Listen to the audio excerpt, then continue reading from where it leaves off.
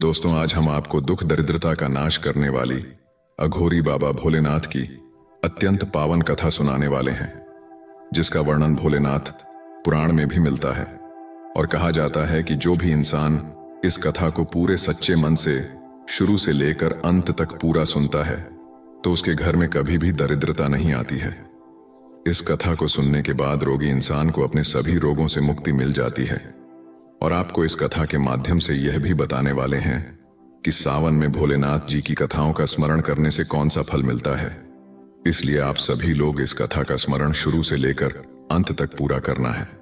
और अगर कोई भी इंसान आदियोगी भोलेनाथ और माता पार्वती जी की इस कल्याणकारी कथा का स्मरण करता है तो उसकी भक्ति भोलेनाथ के प्रति 100 गुना अधिक बढ़ जाती है।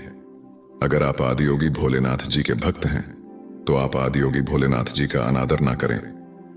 इस पावन कथा को शुरू करने से पहले अगर आप सभी लोगों ने अभी तक वीडियो को लाइक नहीं किया है तो वीडियो को लाइक अवश्य करें और कमेंट बॉक्स में हर हर महादेव लिखें। दोस्तों, स्वागत है आपका। अकेला व्यक्ति हर बार यूट्यूब चैनल में आप लोगों का ज्यादा समय नष्ट ना करते हुए कथा को शुरू करते हैं। दोस्तों, एक समय की बात है। किसी गांव में एक ब्राह्मण रहता था। वह जन्म से ही बहुत गरीब था और वह ब्राह्मण अपनी पत्नी और अपने पुत्र के साथ रहता था। उसके पुत्र का नाम कार्तिक था। वह ब्राह्मण प्रतिदिन सुबह उठकर स्नान आदि करने के बाद तुलसी के पौधे पर जल चढ़ाता था और वह प्रतिदिन उस गांव के सभी घरों में जाकर कथाएं सुनाता था। लेकिन उस ब्राह्मण द्वारा किए गए यह सभी कार्य उसकी पत्नी को बिल्कुल भी पसंद नहीं थे, क्योंकि उस ब्राह्मण की पत्नी कई वर्षों से आदियोगी भोलेनाथ का पूजा पाठ किया करती थी और सावन के सभी सोमवारों को उपवास भी रखती थी।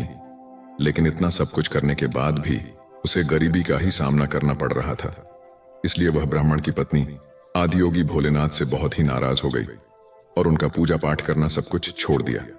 इसी तरह से वह ब्राह्मण जब तक युवा था तब तक वह कहीं ना कहीं से आदियोगी भोलेनाथ की कथा सुनाकर या पूजा पाठ करने के बाद उसे जो धन मिलता था उसी धन से वह अपने परिवार का पालन पोषण करता था। फिर एक दिन उस ब्राह्मण की पत्नी ने दोबारा आदियोगी भोलेनाथ की पूजा अर्चना करना शुरू कर देती है। वह अपने मन में यह सोचकर आदियोगी भोलेनाथ की पूजा अर्चना किया करती थी कि एक दिन तो ऐसा जरूर आएगा जब मेरी भी सभी मनोकामनाएं पूर्ण होंगी, मेरी भी गरीबी दूर होगी। लेकिन उसके द्वारा इतनी पूजा पाठ करने के बाद भी उसे अपने पूजा पाठ करने का कोई फल नहीं मिल पा रहा था, जिससे वह बहुत ही दुखी हो जाती है और मन ही मन अपने आप को कोसने लगती है कि हमने ऐसा कौन सा पाप किया है जिसकी वजह से हमें इतनी गरीबी का सामना करना पड़ रहा है। अब धीरे धीरे वह ब्राह्मण और उसकी पत्नी दोनों ही बहुत बूढ़े हो चुके थे और अब उस ब्राह्मण के शरीर में इतनी शक्ति भी नहीं बची थी कि वह किसी गांव में आदियोगी भोलेनाथ की कथा करने के लिए जा सके। अब वह ब्राह्मण भी हमेशा बीमार रहने लगा था, क्योंकि उसे कई बीमारियों ने घेर लिया था और उसके घर को चलाने वाला कोई नहीं था। इसलिए वह ब्राह्मण भी चिंतित रहने लगा था। धीरे धीरे से उसके घर में कुछ नहीं बचा। उसे दाने दाने के लिए झूंझ पड़ गया था। तब वह ब्राह्मण की पत्नी बहुत ही क्रोधित हो जाती है और एक बार फिर से क्रोध में आकर आदियोगी भोलेनाथ की पूजा अर्चना करना छोड़ देती है और अपने पति से भी आदियोगी भोलेनाथ की पूजा अर्चना करने से मना करने लगती है। लेकिन वह ब्राह्मण आदियोगी भोलेनाथ की पूजा अर्चना करना नहीं छोड़ता है। तब एक दिन वह क्रोधित होकर अपने पति से कहती है, हे नाथ, हम दोनों यह कब तक आदियोगी भोलेनाथ की पूजा अर्चना करते रहेंगे? क्योंकि आदियोगी भोलेनाथ शंभू की पूजा अर्चना करते करते हम दोनों बहुत ही बूढ़े हो चुके हैं, लेकिन अभी भी हमें इतनी पूजा पाठ करने का कोई फल प्राप्त नहीं हुआ है। हम इतनी गरीबी से जूझ रहे हैं, यहां तक हमारी गरीबी दूर ही नहीं हुई है, बल्कि हम इसके उल्टा पहले से और भी ज्यादा गरीब हो गए हैं। पहले तो कुछ ठीक भी था, लेकिन अब तो दाने दाने के लिए रोना पड़ रहा है। उस ब्राह्मण की पत्नी उस ब्राह्मण से आगे कहती है, हे नाथ, मैं ही मूर्ख हूं जो मैंने एक बार आदियोगी भोलेनाथ की पूजा अर्चना करना बंद करके दोबारा से शुरू कर दी और मैंने सावन के सभी सोमवार को ना तो दिन देखा ना रात देखी, दिन से रात तक आदियोगी भोलेनाथ की पूजा अर्चना की और उपवास भी रखा। प्रतिदिन जप तप करके अपने ही शरीर को कमजोर कर लिया। यह सब करने के बाद भी मुझे इसका कोई फल नहीं मिला और अब तुम्हारा शिव क्या देगा? जो तुम प्रतिदिन भोलेनाथ के शिवलिंग पर जल अर्पित करते हो। दोस्तों, अपनी पत्नी की बात सुनकर वह उसे कुछ भी नहीं कहता है, क्योंकि उसे अपने आराध्य आदियोगी भोलेनाथ पर पूरा विश्वास था। उधर उसका पुत्र कार्तिक अभी शिक्षा ग्रहण कर रहा था और कुछ ही दिनों में उसकी शिक्षा दीक्षा पूरी हो गई। वह अपनी शिक्षा दीक्षा पूरी करके अपने घर आ गया और जब उसने अपने माता पिता को कष्ट में देखा, तब वह अपने आने वाले भविष्य के बारे में ज्यादा ना सोचकर उसने अपने माता पिता की सेवा करनी शुरू कर दी। उनकी सभी मनोकामनाएं को पूर्ण करना शुरू कर दिया और घर का सारा बोझ अपने कंधों पर ले लिया। वह अपने पिता की तरह गांव-गांव जाकर आदियोगी भोलेनाथ की कथाओं को सुनाने लगा और कथा सुनाने पर मिली दक्षिणा से अपने परिवार का पालन पोषण करने लगा। ऐसे ही कई वर्ष गुजर जाते हैं, लेकिन एक दिन की बात है। कार्तिक उस गांव के आदियोगी भोलेनाथ के प्रसिद्ध मंदिर में पूजा अर्चना करने के बाद वहां पर उपस्थित भोलेनाथ भक्तों को आदियोगी भोलेनाथ की पावन कथा का स्मरण कराते हुए कहता है कि जो भी आदियोगी भोलेनाथ की इस पावन कथा को सच्चे मन से स्मरण करता है, उनकी आदियोगी भोलेनाथ सभी मनोकामनाएं पूर्ण कर देते हैं।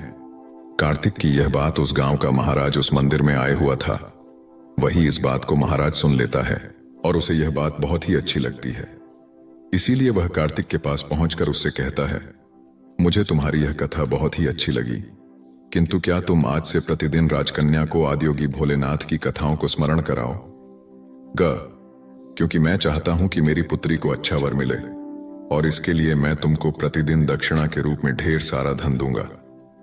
महाराज की ऐसी बातों को सुनकर कार्तिक बहुत ही प्रसन्न हो जाता है और राजकन्या को प्रतिदिन कथाओं का स्मरण कराने के हामी भर देता है।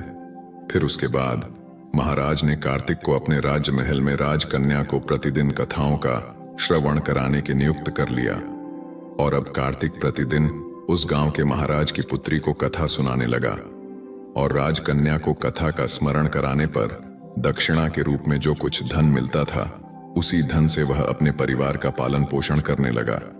किंतु कार्तिक की माता को यह बात अच्छी नहीं लगती थी और वे इस पर प्रसन्न भी नहीं रहती थीं, क्योंकि उन्हें अपने पुत्र के आने वाले भविष्य की चिंता थी। इसीलिए वे प्रतिदिन इस बात को लेकर बहुत ही चिंतित रहती थीं। फिर एक दिन ब्राह्मण की पत्नी अपने पति से कहती है, हे नाथ, मुझे अपने पुत्र के भविष्य की चिंता हो रही है, क्योंकि हमारा जीवन तो किसी तरह से कट गया है, लेकिन मुझे हमारे पुत्र के आने वाले भविष्य की चिंता है। हमारे मरने के बाद उसका क्या होगा? क्या हमारी भक्ति पूजा पाठ का कभी कोई फल नहीं मिलेगा? क्या आदियोगी भोलेनाथ को हमारा दुख दिखाई नहीं देता है? हमारा पुत्र महाराज के महल से दक्षिणा में जो धन लाता है, माना कि उस धन से हमारे पूरे परिवार का पालन पोषण हो जाता है, लेकिन बाकी की सभी मनोकामनाएं का क्या? वे कैसे पूरी होंगी? अब क्या हम सिर्फ अपना पेट भरने के लिए ही जिएं? ईश्वर ने अपनी आंखें क्यों बंद कर रखी हैं? क्या हमारे पुत्र को हमारी तरह ही जीवन भर गरीब रहना पड़ेगा? दोस्तों, जब माता पार्वती जी ने उस ब्राह्मण की पत्नी की करुण पुकार को सुनी, तब वे शीघ्र ही आदियोगी भोलेनाथ के पास जा पहुंची।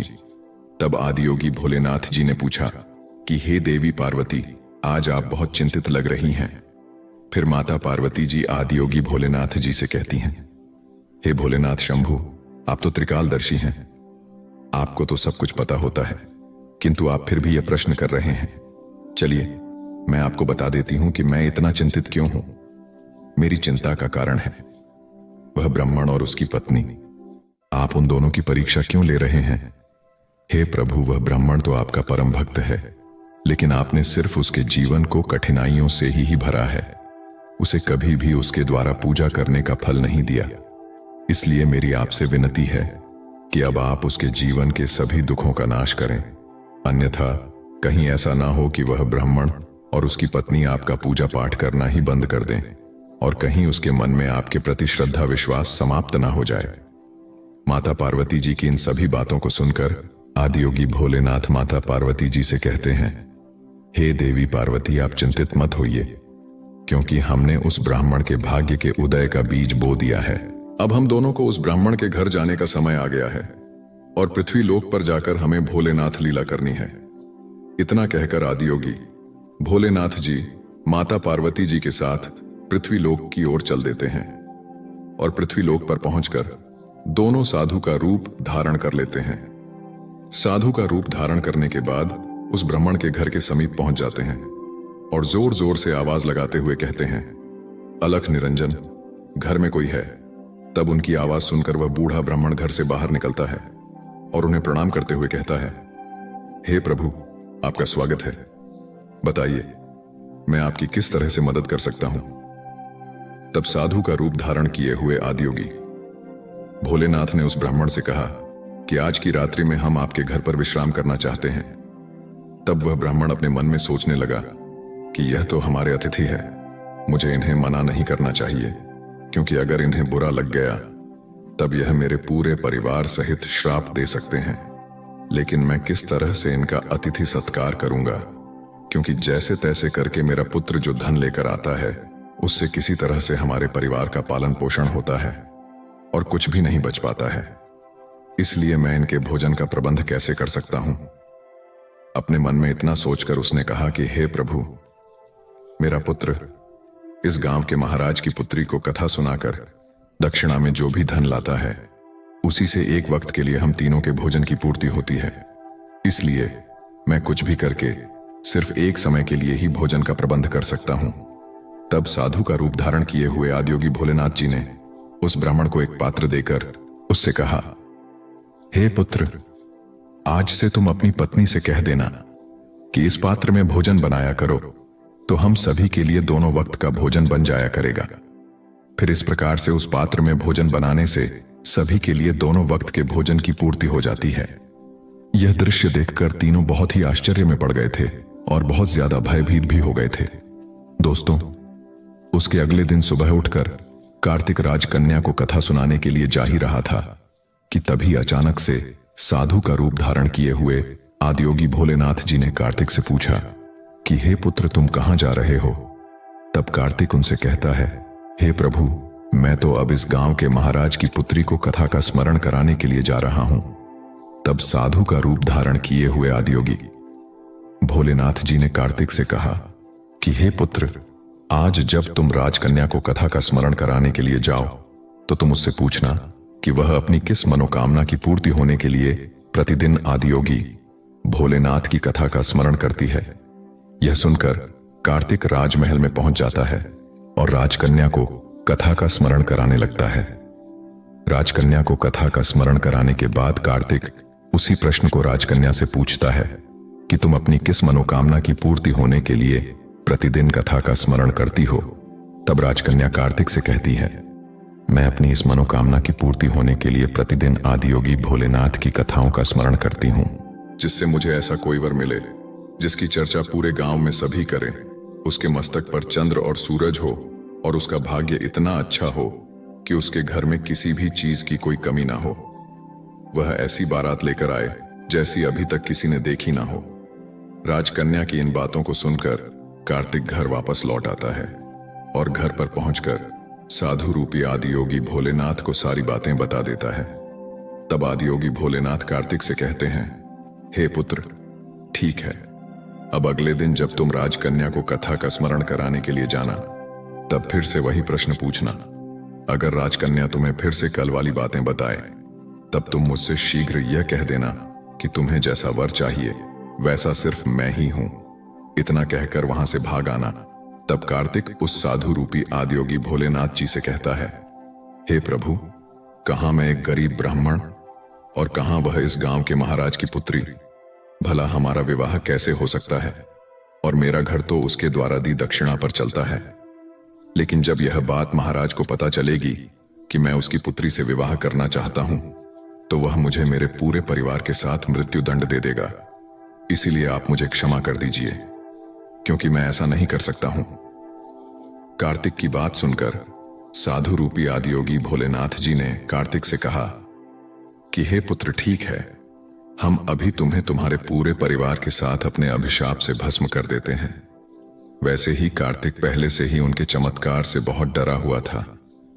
उनकी ऐसी बातों को सुनकर और ज्यादा भयभीत हो गया था और अपने मन में सोचने लगा कि मुझे और मेरे परिवार सहित महाराज साहब तो बाद में मृत्यु दंड देंगे, उससे पहले यह तो अभी ही अपने श्राप से भस्म कर देंगे।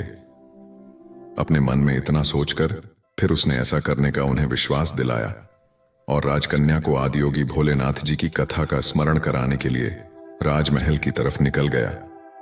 राजमहल पहुंचकर वह राजकन्या को आदियोगी भोलेनाथ जी की कथा का स्मरण कराने लगा। उसके बाद उसने राजकन्या से फिर से पूछा कि आप अपनी किस मनोकामना की पूर्ति के लिए आदियोगी भोलेनाथ जी की कथा का स्मरण करती हो। तब राजकन्या ने फिर वही जवाब दिया जो उसने पहले दिन दिया था। उसके बाद कार्तिक ने राजकन्या से कहा कि हे राजकन्या, तुम्हें जैसा वर चाहिए वैसा वर मैं ही हूं। इतना कहकर कार्तिक शीघ्र राजमहल से भागकर अपने घर आ गया। लेकिन कार्तिक की ऐसी बातों को सुनकर राजकन्या बहुत ही क्रोधित हो गई। फिर उसने अपनी एक दासी को बुलाकर उसे सब कुछ बता दिया और कहा कि मेरी यह पूरी बात महाराज को बता देना। फिर जब यह बात महाराज को पता चली तब वह भी कार्तिक पर बहुत क्रोधित हो गया और उसने राजकन्या को भरोसा दिलाया कि उस उदंड ब्राह्मण को इसके लिए अवश्य सजा मिलेगी। फिर महाराज ने शीघ्र ही अपने मंत्रियों को दरबार में बुला लिया और उनसे विचार विमर्श करने लगा। तभी उसके महामंत्री ने उस महाराज से कहा कि हे राजन, उसने अपराध तो फांसी दिए जाने वाला किया है, लेकिन वह तो एक ब्राह्मण है, क्योंकि अगर आप उसे फांसी दे देते हो तब आपको एक ब्रह्म हत्या का घोर पाप लगेगा। इसलिए हमें उसे कुछ अलग से दंडित करना चाहिए जिससे आपको ब्रह्म हत्या का घोर पाप भी ना लगे। दोस्तों, फिर महाराज काफी देर तक विचार विमर्श किया और अपने कुछ सैनिकों को बुलाकर उनसे कहा कि उस ब्राह्मण के घर जाओ और उससे कह देना कि महाराज साहब तुम्हारे साथ अपनी पुत्री का विवाह करने के लिए तैयार हैं, लेकिन उनकी कुछ शर्तें हैं जिन्हें अगर आप पूरा नहीं कर पाए तो तुम्हें और तुम्हारे पूरे परिवार के साथ मृत्युदंड दे देंगे। महाराज साहब की पहली शर्त है कि सभी बारातियों के ठहरने के लिए कई सारे बारात घर बनाए जाएं। सभी बारात घर बारातियों से भरे होने चाहिए, कोई भी बारात घर खाली नहीं बचना चाहिए। दूसरी शर्त यह है कि बारातियों के अतिथि सत्कार में बनाया गया भोजन बचना नहीं चाहिए। तीसरी शर्त यह है कि ऐसी अद्भुत बारात होनी चाहिए जिसकी प्रशंसा इस गांव के सभी लोग करें, और अगर बारात के पहुंचने पर हमारी कोई भी शर्त अधूरी पाई जाती है तब बारात में आए हुए सभी बारातियों को भी मृत्युदंड दे दिया जाएगा। महाराज का आदेश पाकर वे सैनिक कार्तिक के घर की तरफ निकल जाते हैं। उधर कार्तिक घर पहुंचकर साधु रूपी आदियोगी भोलेनाथ जी को सारी बात बता देता है कि आपके कहे अनुसार कहने पर राजकन्या बहुत ही क्रोधित हो गई थी। अब शीघ्र ही फांसी का संदेश पहुंचने ही वाला है। इतने में महाराज के वे सैनिक जोर जोर से दरवाजा खटखटाने लगते हैं। दरवाजा खटखटाने की आवाज सुनकर कार्तिक के पिता दरवाजा खोलते हैं। तब वे सैनिक उसके पिता से कहते हैं, क्या तुम्हारा ही पुत्र राजकन्या से विवाह करना चाहता है? चलो ठीक है। महाराज साहब ने भी अपनी पुत्री से विवाह करने के लिए अनुमति दे दी है, लेकिन महाराज साहब की कुछ शर्तें हैं जिन्हें पूरा करना ही पड़ेगा, नहीं तो तुम्हारे पूरे परिवार को मृत्युदंड दे दिया जाएगा। उन सैनिकों की बात सुनकर कार्तिक के पिता बहुत ही भयभीत हो जाते हैं और उनसे कहते हैं, हे सैनिकों, हमें महाराज साहब की किन शर्तों को पूरा करना पड़ेगा, उन शर्तों हमें बताने का कष्ट करें। तब महाराज के वे सैनिक कार्तिक के पिता से कहते हैं, हे ब्राह्मण, महाराज साहब की पहली शर्त है कि सभी बारातियों के ठहरने के लिए कई सारे बारात घर बनाए जाएं। सभी बारात घर बारातियों से भरे होने चाहिए, कोई भी बारात घर खाली नहीं बचना चाहिए। दूसरी शर्त है कि बारातियों के अतिथि सत्कार में बनाया गया भोजन बचना नहीं चाहिए। तीसरी शर्त यह है कि ऐसी अद्भुत बारात होनी चाहिए जिसकी प्रशंसा इस गांव के सभी लोग करें, और अगर बारात के पहुंचने पर हमारी कोई भी शर्त अधूरी पाई जाती है तब बारात में आए हुए सभी बारातियों को भी मृत्युदंड दे दिया जाएगा। महाराज के सैनिकों की बात सुनकर कार्तिक और उसके पिता बहुत ही भयभीत हो जाते हैं, यहां तक कि उनके हाथ पैर तक कांपने लगते हैं। तब साधु रूपी आदियोगी भोलेनाथ जी ने उनसे कहा कि तुम मत डरो, बल्कि अपना उत्तर देकर महाराज के सैनिकों को विदा करो कि आप विवाह की तैयारी शुरू करें। हम बारात वाले दिन बारात लेकर पहुंच जाएंगे। फिर कार्तिक ने अपना उत्तर उन सैनिकों को बताकर उन्हें विदा कर दिया और वह सैनिक राजमहल पहुंचकर महाराज को सारी बातें सुना देते हैं। लेकिन जब महाराज को कार्तिक की तरफ से सकारात्मक उत्तर प्राप्त होता है तब वह बड़े ही आश्चर्य में पड़ जाता है और वह अपने मन में सोचने लगता है, आखिर वह गरीब ब्राह्मण किसके भरोसे पर इतनी दुर्लभ शर्त के बावजूद भी मेरी पुत्री से विवाह करने के लिए तैयार है? क्या मेरा कोई दुश्मन उसका साथ दे रहा है? इसी तरह के कई विचार उसके मन में उठते रहते थे। उसके बाद उसने उस गांव के कई घरों को बारात घर की तरफ सजवा दिया और कई सारे तंबू का प्रबंध भी कर दिया। महाराज यह सब यह सोचकर कर रहा था कि कहां वह ब्राह्मण इतने अधिक बारातियों को ला पाएगा, और जब अधिक बाराती ना आने पर वह मेरी शर्त हार जाएगा, फिर वह उसे पूरे परिवार सहित मृत्युदंड दे देगा। इधर कार्तिक उस गांव में जिसे भी अपनी बारात में चलने के लिए कहता था, वह उसे यह कहकर मना कर देता था कि नहीं, मुझे इतनी जल्द नहीं मरना है, तुम्हारा तो अंतिम समय निकट आ गया है, इसलिए हम तुम्हारे साथ बारात में मरने के लिए क्यों जाएं? उन सभी की ऐसी बातों को सुनकर कार्तिक बहुत ही परेशान रहने लगा था, क्योंकि अभी तक उसके साथ बारात में चलने के लिए कोई भी इंसान तैयार नहीं हुआ था। फिर विवाह का दिन भी आ गया और विवाह वाले दिन कार्तिक और भी ज्यादा चिंतित था। जब साधु रूपी आदियोगी भोलेनाथ जी ने कार्तिक को बहुत परेशान देखा, तब वे कार्तिक से बोले कि हे पुत्र, आज तो तुम्हारा विवाह है और आज के दिन भी तुम इतना परेशान हो रहे हो। बताओ, तुम किसी बात को लेकर इतना चिंतित हो रहे हो? तुम हमारे रहते हुए चिंतित मत हो, हम तुम्हारे साथ हैं। तब कार्तिक ने आदियोगी भोलेनाथ जी से कहा कि हे प्रभु, क्या फायदा आपको बताने का, मेरा तो भाग्य ही खराब है। वैसे भाग्य में जो लिखा होता है वही होता है। यही कहकर तैयार होकर उनके साथ राजमहल की तरफ चल देता है। दोस्तों, फिर आदियोगी भोलेनाथ जी ने कार्तिक की बारात में चलने के लिए सभी देवताओं, भूत प्रेतों और गंधर्व को इंसान रूप में कार्तिक की बारात में चलने के लिए आमंत्रित कर लिया और कार्तिक की बारात में शामिल कर लिया, जिसके कारण सभी बारात नाचते हुए बारात घर पहुंच गए। जब कार्तिक की बारात पहुंची, तब इतने सारे बाराती आए हुए थे कि महाराज द्वारा सजवा गए सभी बारात घर और यहां तक कि सभी तंबू बारातियों से भर गए और कुछ बारात तो बिना तंबू के बाहर ही रह गए। फिर जब महाराज के पास सूचना भिजवाई गई कि बारातियों के ठहरने के लिए बारात घर और तंबू में जगह नहीं बची है, ठहरने के लिए और प्रबंध कराया जाए, तब महाराज अपने मन में सोचने लगा कि अभी तो कोई भी उसके साथ बारात में आने के लिए तैयार नहीं था और अब कहां से इतने बाराती आ गए हैं, मुझे एक बार चलकर देखना चाहिए। इतना सोचकर महाराज तुरंत ही वहां पहुंच गया और जब आदियोगी भोलेनाथ जी ने महाराज को बारात में आया हुआ देखा, तब उन्होंने शुक्र और शनिदेव को बच्चा का रूप धारण करवा दिया और उन्हें भूख के कारण विलाप करवा दिया।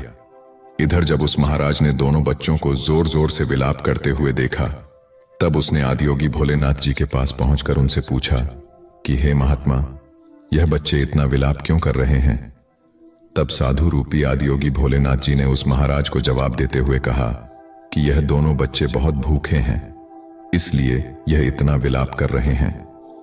फिर महाराज ने उन दोनों बच्चों को भोजन करने वाले स्थान पर भेज दिया। उसके कुछ ही देर बाद महाराज के सैनिकों ने उनके पास आकर बताया कि हे राजन, वे दोनों बच्चों ने तो सारा भोजन समाप्त कर दिया है और फिर भी वे दोनों जोर जोर से चिल्ला रहे हैं कि उन्हें भूख लगी है। अपने सैनिकों की ऐसी बातों को सुनकर महाराज बहुत ही परेशान हो जाता है, क्योंकि अब उसका सारा अहंकार चूर चूर हो गया था। फिर वह साधु रूपी आदियोगी भोलेनाथ जी के चरणों में अपने दोनों हाथों को जोड़कर बैठ गया और उनसे कहने लगा कि हे साधु महाराज, अब मेरी लाज आपके ही हाथ में है। तब आदियोगी भोलेनाथ जी ने उस महाराज से कहा कि कोई बात नहीं, सब कुछ ठीक हो जाएगा, आप राजमहल जाकर बारात की अगुवानी की तैयारी शुरू कीजिए। फिर महाराज ने उस गांव के सभी घरों को अच्छी तरह से सजवा और पूरे गांव को एकदम दुल्हन की तरह सजाया गया। कार्तिक भी विवाह की पोशाक में किसी राजकुमार से कम नहीं लग रहा था। कार्तिक के सेहरे को चांद और सूरज से सजाया गया था और अगुवानी के समय कार्तिक एक सुंदर से रथ में बैठकर राजमहल की तरफ जाने लगा। उस रथ के आगे कई सारे बाराती बैंड बाजे नाच रहे थे और कई बाराती हाथ में मुद्राएं लेकर एक दूसरे पर न्यौछावर करके इधर उधर उछाल रहे थे। कार्तिक की बारात के ऐसे दृश्य को देखकर उस गांव के कुछ लोग कहने लगे कि इस ब्राह्मण का भाग्य तो देखो, इसके मस्तक के सेहरे को चांद और सूरज से सजाया गया है और इसके चारों तरफ से इस प्रकार धन लक्ष्मी उछाली जा रही है। जैसे किसी धनवान महाराज की बारात निकल रही है। और ऐसी बारात तो हमने अपने जीवन में कभी देखी भी नहीं है और ना आगे देखने की उम्मीद है। यह ब्राह्मण तो भाग्य का बहुत धनी है। प्रजा की ऐसी बातों को सुनकर माता पार्वती जी आदियोगी भोलेनाथ जी से कहती हैं, हे प्रभु, यह तो सत्य है कि आपकी कृपा जिस भी इंसान पर हो जाती है उसके लिए अन्न धन के ताले खुल जाते हैं। तब आदियोगी भोलेनाथ जी माता पार्वती जी से कहते हैं, हे देवी पार्वती, जो भी भक्त मेरी श्रद्धा भाव से पूजा अर्चना करते हैं, मैं उनकी पूजा अर्चना का फल अवश्य देता हूं और उन्हें तभी तक दुखों को झेलना पड़ता है जब तक कि उनके पाप कर्म नष्ट नहीं हो जाते हैं। जैसे ही उनके पुण्य कर्मों का उदय होता है, वैसे ही उसके भाग्य के बंद पड़े दरवाजे खुल जाते हैं। फिर कार्तिक और महाराज की पुत्री का विधि पूर्वक विवाह हो जाता है और वह राजकन्या को डोली में बिठाकर अपने घर ले आता है। दोस्तों, जो भी भक्त सावन मास में प्रतिदिन आदियोगी भोलेनाथ जी की कथाओं का स्मरण किया करती है, उसे भी राजकन्या की तरह ही सुंदर व प्राप्त होता है, क्योंकि राजकन्या ने प्रतिदिन आदियोगी भोलेनाथ जी की कथाओं का स्मरण किया था, इसलिए उसे उसकी कामना के अनुसार अच्छा वर मिला था। आदियोगी भोलेनाथ जी और माता पार्वती जी की कृपा से अब कार्तिक बहुत ही धनवान इंसान बन गया था। उसके घर में किसी भी चीज की कोई कमी नहीं थी। उसके बाद कार्तिक की मां ने फिर से आदियोगी भोलेनाथ जी की पूजा अर्चना करना शुरू कर दी और प्रतिदिन ढेर सारा धन गरीबों में बांटना शुरू कर दिया। और साथ ही साथ वह प्रतिदिन आदियोगी भोलेनाथ जी की कथाओं का स्मरण भी करने लगी थी। दोस्तों, आदियोगी भोलेनाथ जी की प्रतिदिन कथाओं का स्मरण करने और पूजा अर्चना करने का शुभ फल प्राप्त होता है। इसीलिए एक बार सावन मास में आदियोगी भोलेनाथ जी और माता पार्वती जी की कथा का स्मरण अवश्य करें। इससे आपकी सभी मनोकामनाएं अवश्य ही पूर्ण हो जाएंगी। दोस्तों, आप सभी लोगों को सावन मास में आदियोगी भोलेनाथ जी और माता पार्वती जी की यह पावन कथा कैसी लगी, आप कमेंट में अवश्य बताइएगा। और अगर आप सभी लोगों ने अभी तक हमारे चैनल को सब्सक्राइब नहीं किया है, तो ऐसी ही ज्ञानवर्धक कहानियों के आप सभी लोग हमारे चैनल को भी सब्सक्राइब करें। साथ ही साथ कमेंट बॉक्स में हर हर महादेव लिखना ना भूलें। दोस्तों, तो चलिए अगली कहानी की ओर बढ़ते हैं। नमो बुद्धाय। आपके जीवन को बेहतर बनाने का एक सकारात्मक तरीका है कि आप हर दिन एक प्रेरणादायक कहानी जरूर सुनें। प्रेरणादायक कहानियां गहरे स्तर के ज्ञान को सीखने का एक शानदार तरीका है। यहाँ कुछ लघु प्रेरणादायक कहानियों का संग्रह है जो आपके मन और आत्मा के उत्थान की शक्ति को बढ़ा सकती है।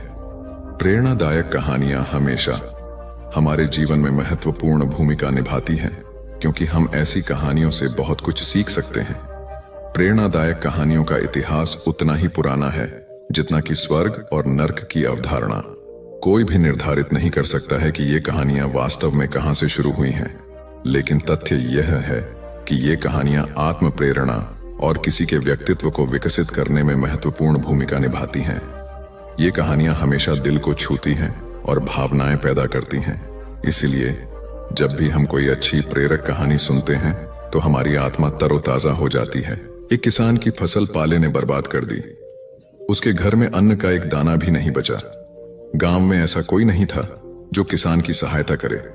किसान सोचता रहा कि वह क्या करे। जब कोई उपाय नहीं सूझा तो वह एक रात जमींदार के बाड़े में जाकर उसकी एक गाय चुरा लाया। जब सुबह हुई तो उसने गाय का दूध दुहाकर अपने बच्चों को भरपेट पिलाया। उधर जमींदार के नौकरों को जब पता चला कि किसान ने जमींदार की गाय चुराई है तो उन्होंने जमींदार से शिकायत की। जमींदार ने पंचायत में किसान को बुलाया। पांचों ने किसान से पूछा, यह गाय तुम कहां से लाए? किसान ने उत्तर दिया, इसे मैं मेले से खरीद कर लाया हूं। पंचों ने बहुत घुमा फिर कर सवाल किया, किंतु किसान इसी उत्तर पर अड़िग रहा। फिर पंचों ने जमींदार से पूछा, क्या यह गया आपका ही है? जमींदार ने किसान की ओर देखा तो किसान ने अपनी आंखें नीची कर लीं। तब जमींदार ने किसान ने कहा, पंचों, मुझसे भूल हुई, ये गाय मेरी नहीं है। पंचों ने किसान को दोष मुक्त कर दिया। घर पहुंचने पर जमींदार के नौकरों ने झूठ का बोलने का कारण पूछा तो जमींदार बोला, उस किसान की नजरों में उसका दर्द झलक रहा था। मैं उसकी विवशता समझ गया। यदि मैं सच बोलता तो उसे सजा हो जाती, इसलिए मैंने झूठ बोलकर एक परिवार को और संकटग्रस्त होने से बचा लिया। इतने में किसान जमींदार की गाय लेकर उसके घर पहुंच गया। और जमींदार के पैरों में गिरकर माफी मांगने लगा। जमींदार ने उसे गले से लगाकर माफ कर दिया और उसकी आर्थिक सहायता की। वस्तुतः किसी के भले के लिए बोला गया झूठ पूर्णतः धार्मिक है, क्योंकि संकटग्रस्त की सहायता के लिए साधना की पवित्रता नहीं बल्कि साध्य की सात्विकता देखी जाती है। एक स्थान पर 3 पर्वत थे। उन पर्वतों के साथ लगी हुई एक बड़ी खाई थी, जिसके कारण कोई उस तरफ नहीं जा पाता था। एक बार देवताओं का उस ओर आना हुआ। उन्होंने पहाड़ों से कहा, हमें इस क्षेत्र का नामकरण करना है। तुम में से किसी एक के नाम पर ही नामकरण किया जाएगा। हम तुम तीनों की एक एक इच्छा पूरी कर सकते हैं। 1 वर्ष बाद जिस पर्वत का सर्वाधिक विकास होगा, उसी के नाम पर इस क्षेत्र का नामकरण किया जाएगा। पहले पर्वत ने वर मांगा, मैं सबसे ऊंचा हो जाऊं ताकि दूर दूर तक दिखाई दूं। दूसरे ने कहा, मुझे प्राकृतिक संपदाओं से भरकर घना और हरा भरा कर दो। तीसरे पर्वत ने वर मांगा, मेरी ऊंचाई कम कर इसे खाई को समतल बना दो ताकि यह संपूर्ण क्षेत्र उपजाऊ हो जाए। देवता तीनों की इच्छा पूर्ण होने का वरदान देकर चले गए।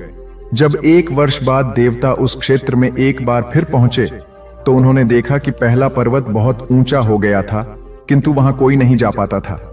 दूसरा पर्वत इतना अधिक घना व हरा भरा हो गया था कि उसके भीतर सूर्य की रोशनी तक नहीं पहुंच पाती थी, इसलिए कोई उसके भीतर जाने का साहस ही नहीं कर पाता था। तीसरे पर्वत की ऊंचाई बहुत कम हो गई थी और खाई भर जाने से उसके आसपास की भूमि उपजाऊ हो गई थी, इसलिए लोग वहां पर आकर बसने लगे थे। देवताओं ने उस क्षेत्र का नाम तीसरे पर्वत के नाम पर रखा। कथासार यह है कि हर किसी की निगाह में आने की इच्छा और शबे ऊंचा होना अहंकार का प्रतीक है। प्राकृतिक संपदाओं से भरा होने के बावजूद किसी के काम न आना स्वार्थी वृत्ति को दर्शाता है। अपने गुणों व धन का समाज विकास हेतु उपयोग करने वाला ही वास्तव में सम्मान का अधिकारी होता है। आश्रम में रहने वाले शिष्यों ने एक दिन अपने गुरु से प्रश्न किया, गुरुजी, धन, कुटुंब और धर्म में से कौन सच्चा सहायक है? गुरुजी ने उत्तर में यह कथा सुनाई। एक व्यक्ति के 3 मित्र थे। तीनों में से एक उसे अत्यधिक प्रिय था। वह प्रतिदिन उससे मिलता और जहां खिन्न जाना होता तो वह उसी के साथ जाता। दूसरे मित्र से उस व्यक्ति की मध्यम मित्रता थी, उससे वह 2-4 दिन में मिलता था। तीसरा मित्र से वह 2 माह में एक बार ही मिलता और कभी किसी काम में उसे साथ नहीं रखता था। एक बार अपने व्यापार के सिलसिले में उस व्यक्ति से कोई गलती हो गई, जिसके लिए उसे राजदरबार में बुलाया गया। वह घबराया और उसने प्रथम मित्र से सदा की भांति साथ चलने का आग्रह किया, किंतु उसने सारी बात सुनकर चलने से इनकार कर दिया, क्योंकि वह राजा से संबंध बिगाड़ना नहीं चाहता था।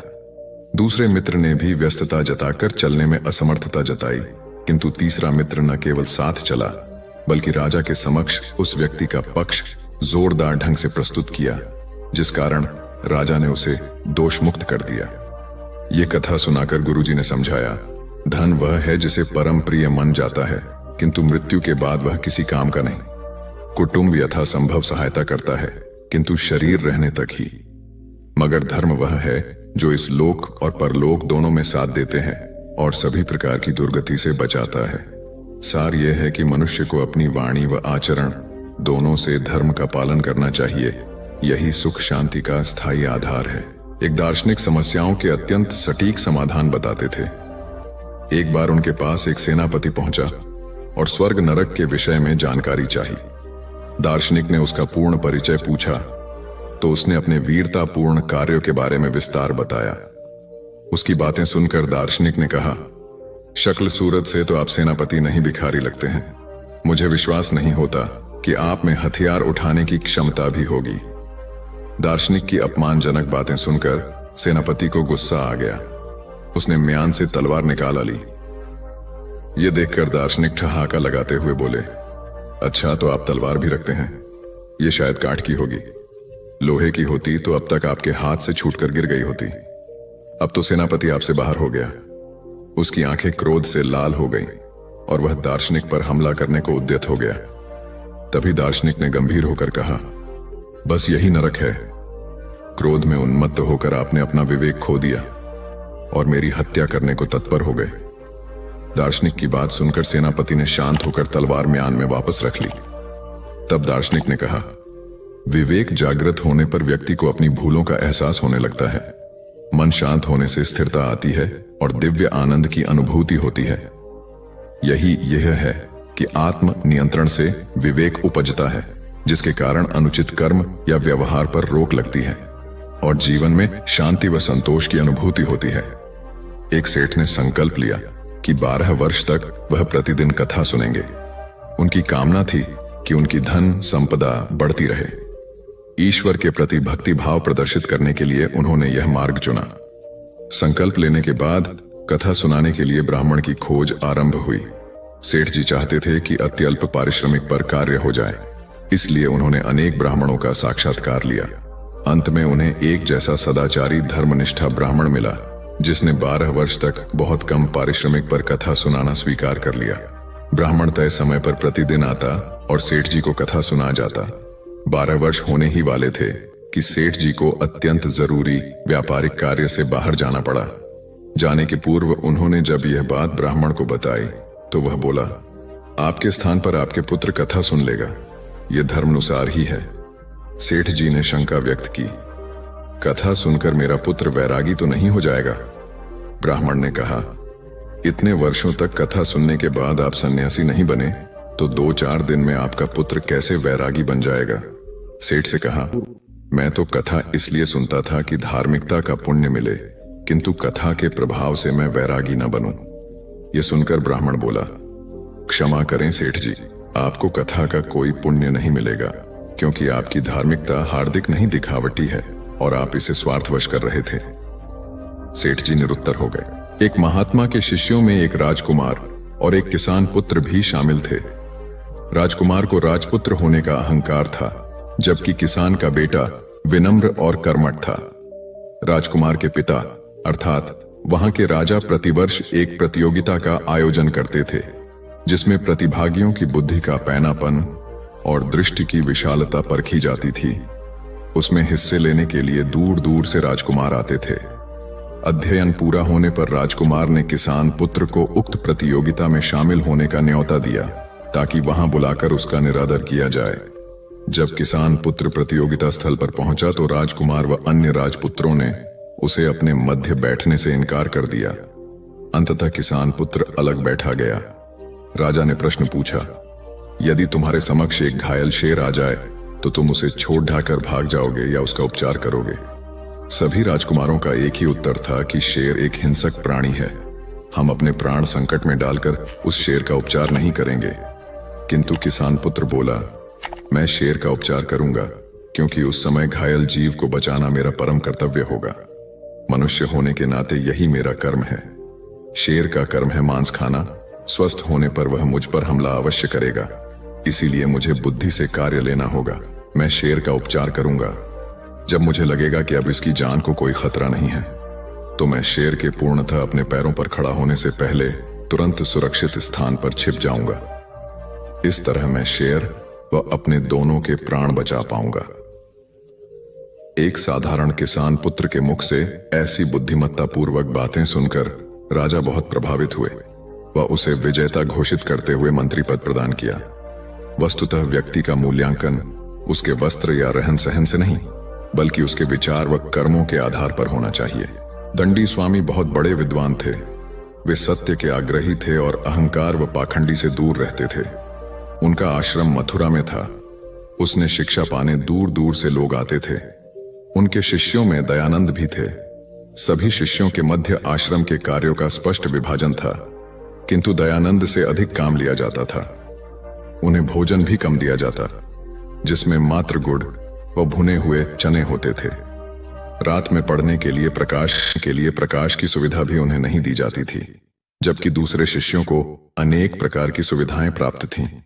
स्वामी जी के शिष्य दयानंद के प्रति उनके इस व्यवहार से चकित थे और परस्पर बातचीत में इसकी निंदा भी करते थे, किंतु दयानंद को गुरु की निंदा अच्छी नहीं लगती थी। वे अन्य शिष्यों को ऐसा करने से रोकते थे और सदैव खुश रहकर गुरु की आज्ञा का पालन करते थे। एक दिन एक शिष्य ने स्वामी जी से इसका कारण पूछा तो वे मौन ही रहे। अगले दिन उन्होंने अपने शिष्यों के मध्य शास्त्रार्थ करने का निर्णय लिया। सभी शिष्यों को बुलाकर उन्हें बहस हेतु एक विषय दे दिया। उन्होंने सारे शिष्यों को एक तरफ और दयानंद को अकेले दूसरी तरफ बैठाया। शास्त्रार्थ शुरू हुआ तो सभी शिष्यों पर दयानंद भारी पड़े और जीत गए।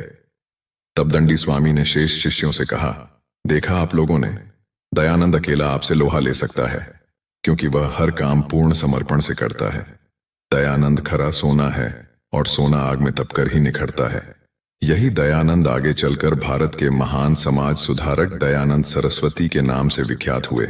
कथा सार यह है कि माता पिता व गुरु के द्वारा सौंपे गए कार्य बिना शिकायत व पूर्ण समर्पण से करने पर कार्य कुशलता व ज्ञान की वृद्धि होती है। अनकी सम्राट अकबर कला प्रेमी थे। उनके दरबार में कलाकारों को पर्याप्त सम्मान मिलता था। तानसेन जैसे महान संगीतकार अकबर के दरबार की शोभा थे। सम्राट अकबर तानसेन के संगीत को बहुत पसंद करते थे।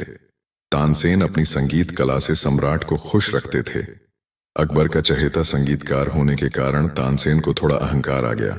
उस समय कुछ संगीत साधक ऐसे थे जिन्होंने अपनी संगीत साधना का लक्ष्य ईश्वर को बनाया था। वे लोग संगीत के माध्यम से ईश उपासना में लीन रहते थे। इनमें अष्टछाप के कवि तथा वल्लभ संप्रदाय के आचार्य विठलनाथ भी थे। एक बार तानसेन की मुलाकात आचार्य विठलनाथ से हुई। आचार्य विठलनाथ को तानसेन से वार्तालाप के दौरान आभास हुआ कि तानसेन के अंदर अहंकार की भावना है। आचार्य विठलनाथ के कहने पर तानसेन ने गायन प्रस्तुत किया। विठलनाथ ने तारीफ करते हुए तानसेन को 1000 रुपए व 2 कौड़ी इनाम के रूप में दी।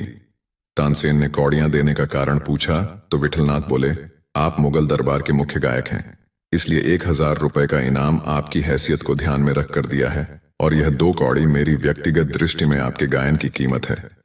तानसेन को बहुत बुरा लगा। तब विठलनाथ ने कृष्ण भक्त गोविंद स्वामी को गायन करने का आग्रह किया। गोविंद स्वामी ने गायन प्रस्तुत करने का आग्रह किया। गोविंद स्वामी ने गायन प्रस्तुत करने का आग्रह किया। गोविंद स्वामी ने गायन प्रस्तुत किया, जिसे सुनकर तानसेन की गलतफहमी दूर हो गई। तानसेन बोले, विठलनाथ जी महाराज, मेरे गायन की कीमत वास्तव में 2 कौड़ी ही है, क्योंकि मैं सम्राट को खुश करने के लिए गाता हूं और आप ईश्वर को प्रसन्न करने के लिए गाते हैं। मखमला व टाट का मुकाबला भला कैसे संभव है? आपने अच्छा किया जो मेरा अहंकार तोड़ दिया। वस्तुतः भौतिक उपलब्धि की चाह में किए गए कर्म से सदैव वह कर्म श्रेष्ठ होता है जो विशुद्ध रूप से परमात्मा को समर्पित हो। एक संत के आश्रम में सैकड़ों गायें थीं। गायों के दूध से जो भी धन आता उससे आश्रम का संचालन कार्य होता था। एक दिन एक शिष्य बोला, गुरुजी, आश्रम के दूध में निरंतर पानी मिलाया जा रहा है। संत ने उसे रोकने का उपाय पूछा तो वह बोला, एक कर्मचारी रख लेते हैं जो दूध की निगरानी करेगा। संत से स्वीकृति दे दी। अगले ही दिन कर्मचारी रख लिया गया। 3 दिन बाद भी शिष्य फिर आकर संत से बोला, इस कर्मचारी की नियुक्ति के बाद से तो दूध में और भी पानी मिल रहा है। संत ने कहा, एक और आदमी रख लो जो पहले वाले पर नजर रखे। ऐसा ही किया गया, लेकिन 2 दिन बाद तो आश्रम में हड़कंप मच गया। सभी शिष्य संत के पास आकर बोले, आज दूध में पानी तो था ही, साथ ही एक मछली भी पाई गई। तब संत ने कहा, तुम मिलावट रोकने के लिए जितने अधिक निरीक्षक रखोगे, मिलावट उतनी ही अधिक होगी, क्योंकि पहले इस अनैतिक कार्य में कम कर्मचारियों का हिस्सा होता था तो कम पानी मिलता था। एक निरीक्षक रखने से उसके लाभ के मद्देनजर पानी की मात्रा और बढ़ गई। जब इतना पानी मिलाएंगे तो इसमें मछली नहीं तो क्या मक्खन मिलेगा? शिष्यों ने संत से समाधान पूछा तो वे बोले, हमारी सबसे पहले कोशिश यह होनी चाहिए कि हम उन लोगों को धर्म के मार्ग पर लाएं। हमें उनकी मानसिकता बदलकर उन्हें निष्ठावान बनाने की कोशिश करनी चाहिए ताकि वे यह कृत्य छोड़ दें। सार यह है कि बुराई पर प्रतिबंध लगाने के स्थान पर यदि आत्मबोध जागृत किया जाए तो व्यक्ति स्वयं ही कुमार्ग का त्याग कर देता है। सदियों पहले की बात है। राजा सूर्यसेन प्रतापगढ़ का राजा था। राजा की इकलौती संतान उसकी पुत्री भानुमति थी। वह अत्यंत सुंदर थी। भानुमति के विवाह योग्य होने पर राजा को पुत्री के लिए एक योग्य वर की तलाश थी। राजा एक ऐसा बुद्धिमान वर खोजना चाहता था जो उसकी पुत्री से विवाह के पश्चात उसके राज्य को भी संभाल सके। राजा ने ऐलान किया कि जो कोई भी राजकुमारी से विवाह करना चाहता है वह संसार की सबसे मूल्यवान वस्तु लेकर आए। अनेक राजकुमार कई मूल्यवान वस्तुएं लेकर राजा के समक्ष उपस्थित होते रहते थे, किंतु राजा ने सबको नकार दिया। राजा को यकीन था कि एक दिन कोई न कोई योग्य युवक इस शर्त को जरूर पूरा करेगा। एक दिन उसी राजा के राज्य के एक गांव के किसान के पुत्र रघु को राजा के इस शर्त के बारे में पता लगा। रघु बहुत बुद्धिमान था। उसने विवेकपूर्ण तरीके से सोचा और फिर एक दिन 3 वस्तुएं लेकर राजा के दरबार में हाजिर हो गया। राजा से अनुमति पाकर वह बोला, मैं दुनिया की 3 सबसे महत्वपूर्ण वस्तुएं लाया हूं। मेरे हाथ में यह मिट्टी है जो हमें अन्न देती है, यह जल है जो अमूल्य है और इसके बिना जीवन संभव नहीं है। तीसरी वस्तु पुस्तक है। पुस्तकें ज्ञान का आधार होती हैं और ज्ञान के बिना सृष्टि का संचालन असंभव है। रघु की बुद्धिमता से राजा प्रभावित हुआ और उसने भानुमति का विवाह उससे करके उसे राज्य का योग्य उत्तराधिकारी घोषित कर दिया। सार यह है कि बुद्धि, विवेक और ज्ञान से कठिन प्रश्नों का हल निकल जाता है। एक दिन कैलाश पर्वत पर शिव पार्वती बैठे थे। दोनों के मध्य पृथ्वीलोक के विषय में बातचीत चल रही थी। दोनों ने पृथ्वीलोक भ्रमण करने का फैसला किया और फिर भ्रमण के लिए निकल पड़े।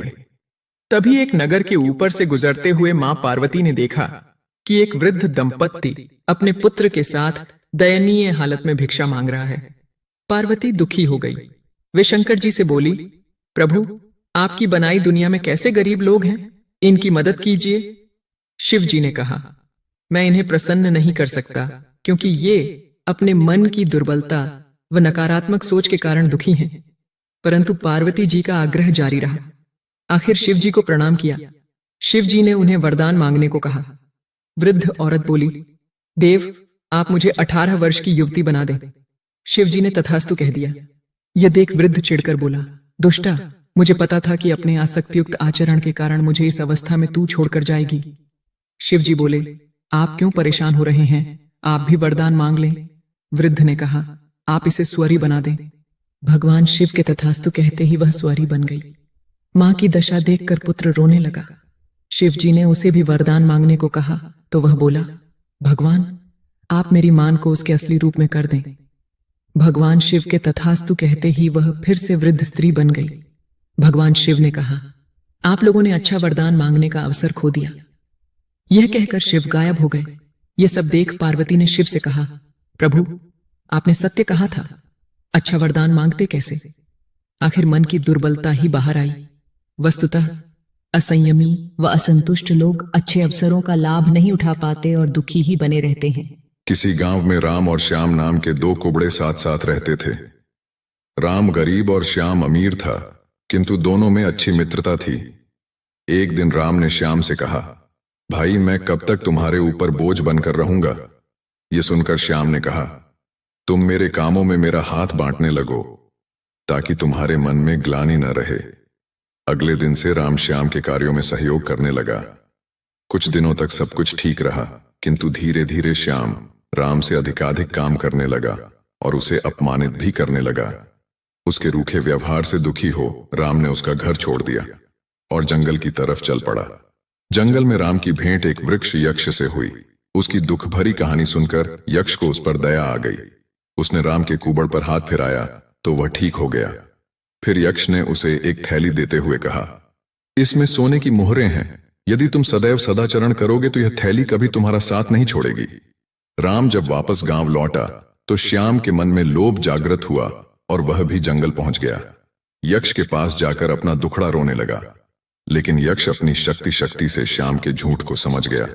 श्याम का लालच देखकर यक्ष ने उसकी पीठ पर एक और कुबर पैदा कर दिया और उसे भगा दिया। कथासार यह है कि व्यक्ति के कर्मों से ही उसका वर्तमान और भविष्य तय होता है। अतः कभी झूठ से आगे बढ़ने की मत सोचो, सदा सत्कर्मों की राह पर चलो। अपने काम को खुद नहीं समझे महत्वहीन। मुकेश दफ्तर में नए हैं। पहले वह दूसरे संस्थान में काम करते थे। अपना काम तल्लीनता से करते हैं, लेकिन चेहरा बताता है कि मुकेश अपने काम से खुश नहीं है। एक दिन इस बारे में पूछने पर उन्होंने कहा, जब काम में मन नहीं लगे तो चेहरा उदास हो ही जाता है। काम में मन क्यों नहीं लग रहा है? यह पूछने पर उन्होंने कहा, अरे यह भी कोई काम है? इसके बाद उन्होंने ढेर सारे तथ्यों के साथ अपने काम को महत्वहीन बताने की कोशिश की। उन्होंने यह भी कहा कि इस समय जो काम मेरे जिम्मे है उसके आधार पर दूसरे संस्थान में नौकरी भी नहीं मिलेगी। इस बात को मुकेश के रिपोर्टिंग मैनेजर मिस्टर कुमार को बताया गया। वह सुलझे हुए इंसान हैं। उन्होंने तरीके से मुकेश को समझाया कि उनका काम कैसे महत्वपूर्ण है। मिस्टर कुमार ने उनसे पूछा, मुकेश पहले अपने काम के बारे में बताइए। मुकेश ने कहा, मेरा काम यह देखना है कि हमारी कंपनी के प्रोडक्ट में कहां कहां गड़बड़ी है, उसे कैसे दूर किया जा सकता था, आगे ऐसा क्या किया जाए जिससे पुरानी खामियां फिर से सामने नहीं आए। मुकेश की बात खत्म होते ही मिस्टर कुमार ने कहा, यह जानकर अच्छा लगा कि आपको अपने काम की अच्छी समझ है। जैसा आपने कहा है उसके अनुसार आपका काम प्रोडक्ट को कैसे बेहतर बनाया जाए और उसके निर्माण के दौरान की खामियों को दूर करने से जुड़ा है। मुकेश ने हाँ में सर हिलाया। इसके बाद मिस्टर कुमार ने पूछा, जब प्रोडक्ट को लेकर इतनी बड़ी ही जिम्मेदारी कंपनी ने आपको दी है, तब आप अपने काम को महत्वहीन क्यों समझते हैं? एक आम धारणा है कि जो लोग प्रोडक्ट के निर्माण से सीधे जुड़े हैं वही मेन स्ट्रीम में काम करते हैं, लेकिन हर काम मेन स्ट्रीम का होता है। अगर ऐसा नहीं होता तो कंपनी आपके ऊपर खर्च नहीं करती। कंपनी को पता है कि आपके काम का परिणाम प्रोडक्ट पर दिखेगा। इसलिए इस बात को मन से निकालिए कि आप जो काम कर रहे हैं उसकी पूछ नहीं है। ध्यान से देखेंगे तो लगेगा कि आपका काम ही सबसे महत्वपूर्ण है। एकता और समझदारी। ऊंचे आकाश में सफेद कबूतरों की एक टोली उड़कर जा रही थी। बहुत दूर जाना था उन्हें, लंबा रास्ता था। सुबह से उड़ते उड़ते थकान होने लगी थी। सूरज तेजी से चमक रहा था। कबूतरों को भूख लगने लगी थी। तभी उन्होंने देखा कि नीचे जमीन पर चावल के बहुत से दाने पड़े थे। कबूतरों ने एक दूसरे से कहा, चलो भाई थोड़ी देर रुककर कुछ खा लिया जाए, फिर आगे जाएंगे। एक बुजुर्ग कबूतर ने चारों ओर देखा। वहां दूर दूर तक कोई घर या मनुष्य दिखाई नहीं दे रहा था। फिर चावल के ये दाने यहां कहां से आए? बुजुर्ग कबूतर ने बाकी कबूतरों को समझाया, मुझे लगता है कि यहां कुछ गड़बड़ है, तुम लोग नीचे मत उतरो। लेकिन किसी ने भी उसकी बात नहीं सुनी। सभी कबूतर तेजी से उतरे, दाना चुगने लगे। इतने बढ़िया दाने बहुत दिनों के बाद खाने को मिले थे। वे बहुत खुश थे। जब सभी ने भरपेट खा लिया तो बोले, चलो भाई अब आगे चला जाए। लेकिन यह क्या? जब उन्होंने उड़ने की कोशिश की तो उड़ ही नहीं पाए। दोनों के साथ साथ वहां एक चिड़ीमार का जाल भी था जिसमें उनके पांव फंस गए थे। उन्हें अपनी गलती पर पछतावा हुआ। बूढ़ा कबूतर पेड़ पर बैठकर सब देख रहा था। उसने जब अपने साथियों को मुसीबत में देखा तो फौरन उड़ा और चारों ओर देखा। दूर उसे चिड़ीमार आता दिखाई दिया। वह फौरन लौटा और अपने साथियों को बताया। सब वहां से निकलने का उपाय सोचने लगे। तब बूढ़े कबूतर ने कहा, दोस्तों एकता में बड़ी शक्ति होती है। सब एक साथ उड्डड होगे तो जाल तुम्हें रोक नहीं पाएगा। उसने गिना, 1 2 3। उड़ो। सारे कबूतरों ने एक साथ जोर लगाया और जाल उनके साथ उठने लगा। जब तक चिड़ीमार वहां पहुंचा तब तक जाल काफी ऊपर उठ चुका था। वह देखता ही रह गया और कबूतर जाल लेकर उड़ गए। बूढ़ा कबूतर सबसे आगे उड़ रहा था। काफी देर उड़ने के बाद वे नीचे उतरे। वहां कबूतरों के दोस्त चूहे रहते थे। चूहों ने अपने तेज दांतों से जाल काट दिया। इस तरह बूढ़े कबूतर की समझदारी और साथ मिलकर काम करने से सभी कबूतर बच गए। अवश्य सुननी चाहिए। तो चलिए कहानी को शुरू करते हैं। नुकसान का मातम मनाने से नहीं मिलती सफलता। एक बार आकाश नाम का लड़का मायूस बैठा था। उसे व्यापार में बहुत नुकसान हुआ था। बैंक से भी उसने कर्ज ले रखा था, लेकिन नुकसान की वजह से वह किस्त चुकाने की स्थिति में नहीं था। उसे डर लग रहा था कि बैंक वाले दबाव बनाने लगेंगे तो वह क्या करेगा। उसे यह भी समझ में नहीं आ रहा था कि आगे कौन सा काम शुरू करें। जिस बिजनेस में नुकसान हुआ था उसे दोबारा शुरू करने की हिम्मत आकाश में नहीं थी। यही सब सोचकर वह परेशान रहने लगा। एक दिन उसका दोस्त परेश उससे मिलने आया। परेश ने आकाश को देखते ही कहा, क्या बात है यार, बहुत परेशान लग रहे हो। आकाश ने अपनी परेशानी छुपाने की कोशिश करते हुए कहा, कुछ नहीं यार, बिजनेस में थोड़ा उतर चढ़ाव आता रहता है। परेश ने कहा, तुम्हारा चेहरा बता रहा है कि मामला गंभीर है, मुझसे छुपाओ नहीं। परेश की बात सुनकर आकाश ने उसे अपनी सारी कहानी बता दी। इसके बाद उसने पूछा, मेरी जगह तुम होते तो क्या करते? परेश ने थोड़ा सोचने के बाद कहा, अगर मैं तुम्हारी जगह होता तो अपनी असफलता पर पछतावा नहीं करता। आगे क्या करना है उस पर विचार करता। पछतावा करते रहने से आदमी नुकसान से, दुख से बाहर नहीं निकल पाता है। मेरी मानो तो तुम नए सिरे से अपने बिजनेस को खड़ा करने की सोचो। मित्र की सलाह के बाद आकाश ने कहा, तुम बात तो ठीक कह रहे हो, लेकिन मुझ में फिर से वही बिजनेस शुरू करने की हिम्मत नहीं है। इस पर परेश ने कहा, यह सही है कि तुम्हें नुकसान हुआ है, लेकिन तुम्हें तजुर्बा भी मिला है। अगर तुम कुछ नया शुरू करने की योजना बनाते हो तो तुम्हें शून्य से शुरू करना होगा। अगर तुम अपने पुराने काम को नए सिरे से शुरू करते हो तो तुम्हें बहुत ज्यादा होमवर्क करने की जरूरत नहीं पड़ेगी। मेरी राय में तुम्हें नुकसान का मातम नहीं मानना चाहिए। काम को नए सिरे से शुरू करने की प्लानिंग करनी चाहिए। जितना ज्यादा नुकसान के बारे में सोचोगे उतना अधिक तुम अपनी सफलता से दूर होते जाओगे।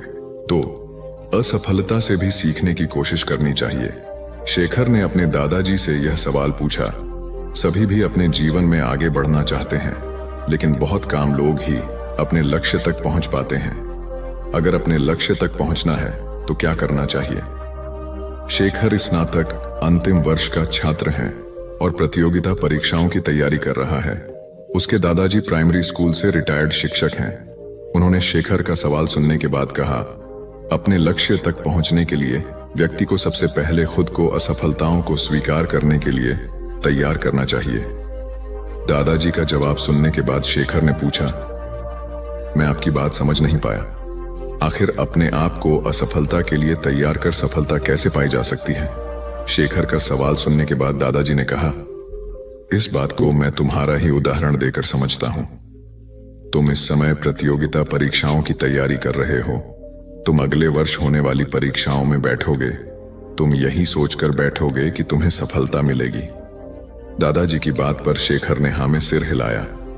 इसके बाद दादाजी जी ने कहा, मान लो तुम अपने पहले प्रयास में असफल हो जाते हो तो तुम क्या करोगे?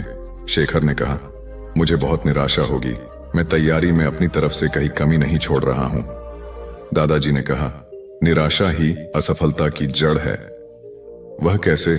शेखर ने सवाल किया। दादाजी बोले, तुम्हें लगता है कि तुम्हारी तैयारी मुकम्मल है, लेकिन परीक्षा तो दूसरे की इच्छा पर निर्भर है। अगर तुम पहले प्रयास में असफल होने के बाद निराश हो जाते हो तो तुम्हारी आगे की तैयारी प्रभावित होगी। अगर तुम असफलता को अपनी कमियों को दुरुस्त करने का मौका मानोगे, तभी आगे की तैयारी में उन्हें दूर कर पाओगे। हर परीक्षार्थी यही सोचता है कि उसकी तैयारी पूरी है, लेकिन सफलता कुछ लोगों को ही मिलती है। ये वही लोग होते हैं जो अपनी असफलता से सीखते हैं ही और दूसरों की असफलता से भी सीखने की कोशिश करते हैं। एक शहर में एक बहुत अमीर व्यक्ति रहता था। उसका नाम तो था धनीमल, लेकिन था वह बेहद कंजूस। उसका कहना था कि अगर आप अपना पैसा अपने पास रखेंगे तो सबको पता चल जाएगा कि आपके पास बहुत पैसे हैं। फिर चोर डाकू आपके पीछे पड़ जाएंगे और सारा पैसा लूट कर ले जाएंगे। इसलिए वह अपना सारा पैसा छिपा कर रखता था और खुद एक बहुत गरीब व्यक्ति के समान रहता था। पैबंद लगे कपड़े, घिसे हुए जूते, रूखा सूखा खाना, यह सब देखकर लोग उसे भिखारी समझते थे। जिनको पता था कि वह धनवान है, वे उसे कंजूस कहकर बुलाते थे। एक दिन धनीमल को अपनी संपत्ति को चोरों से बचाने का एक बहुत बढ़िया उपाय समझ में आया। उसने सारे पैसों से बहुत सा सोना खरीद लिया और फिर सारे सोने को पिघलाकर उसका एक बड़ा सा गोला बना लिया। उसने शहर के बाहर जाकर एक पुराने कुएं के पास एक गड्ढा खोदा और सोने का वह गोला उसमें डालकर गड्ढा बंद कर दिया। वह अब निश्चिंत था। अपनी तसल्ली के लिए वह रोज रात को आकर गड्ढे में देख लेता था कि उसका सोना वहां है या नहीं। उसे विश्वास था कि कोई भी चोर इस जगह के बारे में नहीं जान पाएगा, लेकिन ऐसा नहीं हुआ। धीरे धीरे पूरे शहर में यह चर्चा होने लगी कि धनीमल रात में शहर के बाहर जाकर कुछ करता है। एक रात जब उसने गड्ढा खोद कर देखा तो सोना वहां से गायब था। उसे गहरा सदमा लगा और वह चीख कर रोने लगा। उसके रोने की आवाज सुनकर बहुत से लोग वहां आ गए। धनीमल रो रो कर अपना दुख बताने लगा। तब उसके एक पड़ोसी से उसे कहा, धनीमल, तुम एक भारी पत्थर इस गड्ढे में रख दो और समझ लो कि वही तुम्हारा सोना है। यह सुनकर धनीमल को बहुत गुस्सा आया। तुम मेरे सोने को पत्थर जैसे बता रहे हो। वह बोला, देखो धनीमल, वह सोना तुम कभी इस्तेमाल तो करते नहीं थे। एक पत्थर की तरह यहां उसे दबा कर रख दिया था, तो फिर यहां सोना हो या पत्थर, क्या फर्क पड़ता है? उसका पड़ोसी बोला, बात तो ठीक ही थी। धनीमल ने बहुमूल्य सोने को पत्थर के समान मूल्यहीन बना दिया था। उसके बाद धनीमल ने मेहनत करके फिर पैसे कमाए। लेकिन अब वह कंजूस नहीं रहा था। अपने पैसे को वह अपने ऊपर और दूसरे लोगों की सहायता के लिए खर्च करता था। जीवन साथी सबसे अजीज होता है। कॉलेज में हैप्पी मैरिड लाइफ पर एक कार्यक्रम हो रहा था, जिसमें कुछ शादीशुदा जोड़े हिस्सा ले रहे थे। जिस समय प्रोफेसर मंच पर आए, उन्होंने नोट किया कि सभी पति पत्नी शादी पर जोक कर हंस रहे थे। ये देखकर प्रोफेसर ने कहा कि चलो पहले एक गेम खेलते हैं, उसके बाद अपने विषय पर बातें करेंगे। सभी खुश हो गए और कहा, कौन सा गेम? प्रोफेसर ने एक मैरिड लड़की को खड़ा किया और कहा कि तुम ब्लैक बोर्ड पे ऐसे 25-30 लोगों के नाम लिखो जो तुम्हें सबसे अधिक प्यारे हों।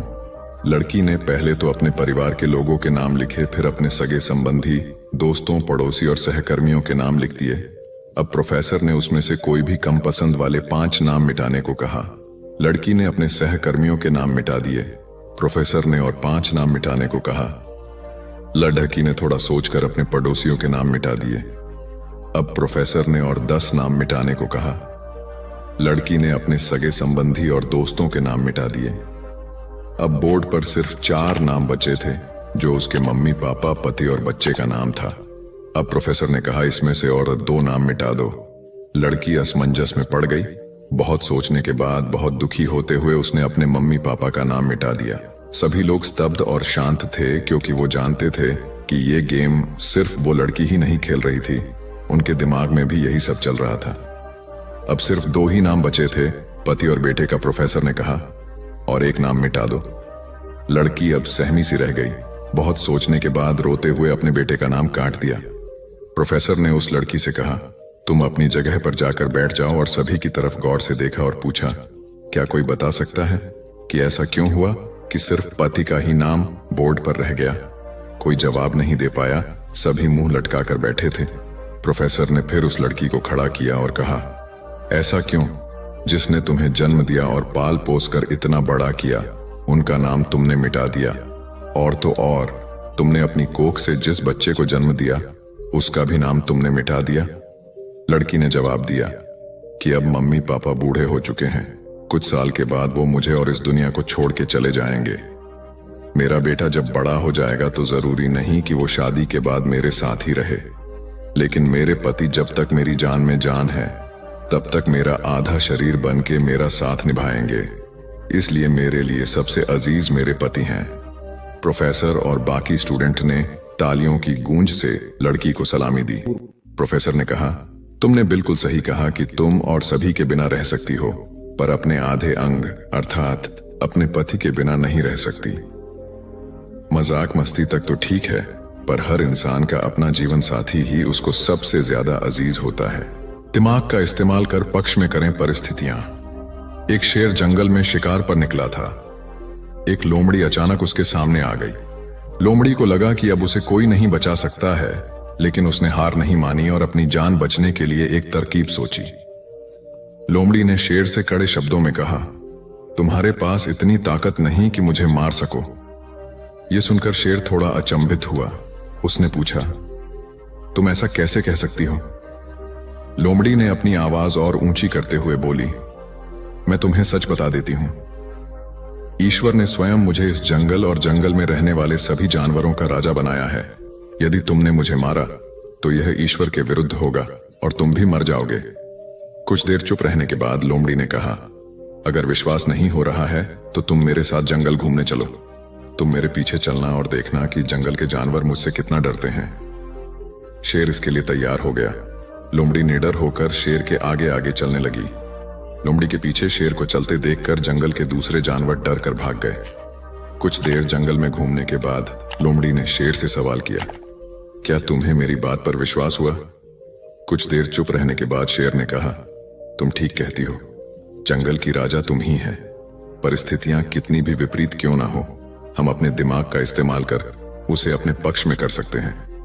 हमारा दिमाग प्रोग्राम के आधार पर काम करने वाला कंप्यूटर नहीं है। दिमाग को आउट ऑफ बॉक्स सोचने की क्षमता है।